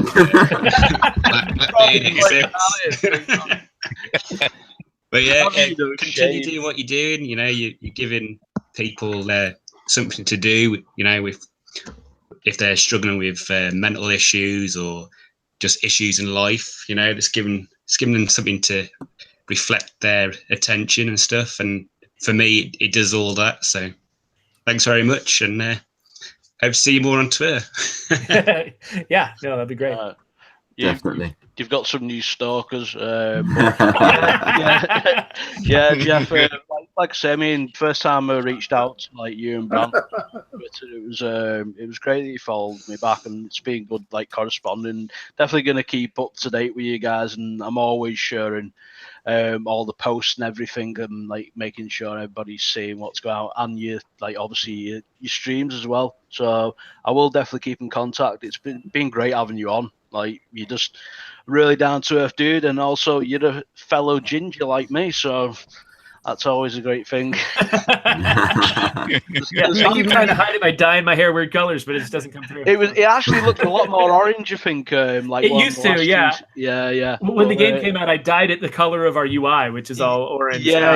And it faded way too fast. Yeah, but I mean, there's not many of us gingers about, so we're a rare breed. Yeah, we're a dying species, with the last of the Neanderthals. So, exactly. But yeah, I mean, like I say, everybody's giving you I can't say anything that everybody else has. So, but yeah, just thank you 100% from my heart, for coming on, just having a chat with us, which is great. So I just really hope you enjoy the rest of your weekend. Hopefully you won't have too much more trouble with your kids. Just hope you enjoy the E3, everything that's going to be coming out through the next few days and that. So yeah, it's going to be an interesting time. Yeah, E3 is like my Christmas, so yeah, I'm having a good time. Oh yeah, definitely. I agree. E3 baby, woo! Definitely. I mean, Death Hour in the chat. I mean, he's just sort of says what we're all thinking. He just goes, "Love you, Geoff. Keep up the good work." I mean, he's got over 213 hours on State of Decay 2 already. So I'll just read you through the chat. So he obviously likes the game. I'm actually still on the first map. I refuse to move until I've got every single house completely looted. I just love it. But like I said, all those little bits of references of pop culture and everything that's been put into it. It's the icing on the cake. It's just really cool to just see it go, oh right, I know that. Like it's just, and then you sort of take your attention off it, and a horde attacks you, and you're dead.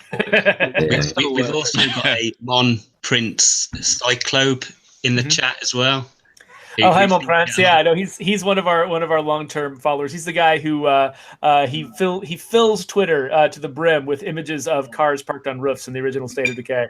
That's right. I've seen some of them. Yes. Oh, cool. All right, dude. That's his thing. Hey, Mon Prince. But he actually, he's from Morocco.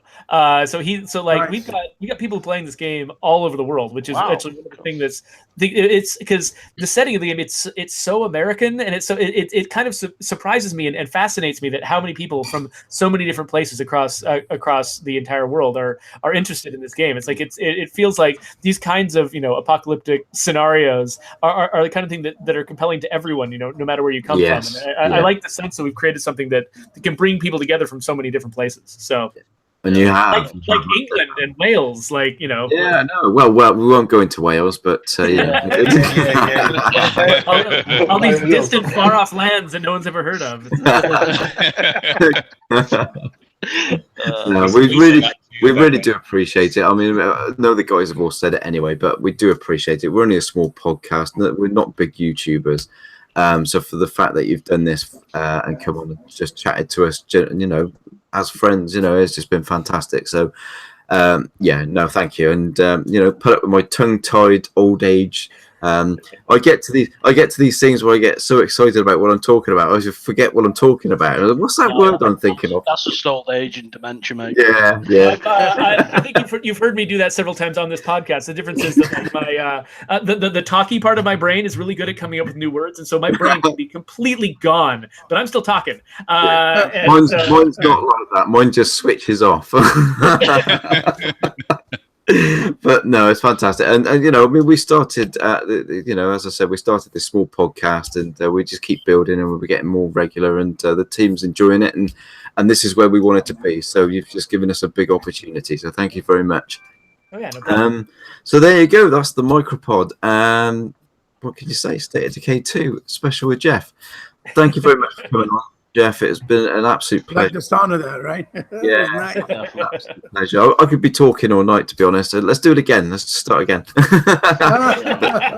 No, I gotta go find out what was wrong with my child that I had. No, it's been an absolute pleasure. So thanks for everybody that's watched and interacted on the chat. It's been great. We really enjoy it. And Andy, as ever, has been hard at work in the chat, keeping you guys interacting, and I've been in there as well.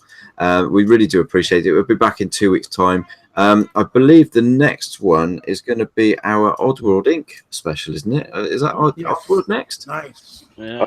I've just got to confirm it with them, but we are penciled in for the 23rd of June for Oddworld Inc. to join us and talk about Soulstorm and Stranger's Wrath and all that. So they'll be joining us, hopefully. And obviously, I loved Stranger's Wrath. That was one of my favorite games. Stranger's Wrath was absolutely amazing. I'm pushing and pushing and pushing. I didn't win it, but I still go back to that and Munch's Odyssey on the Xbox, the original Xbox. I'm pushing them hard for back compatibility or remasters.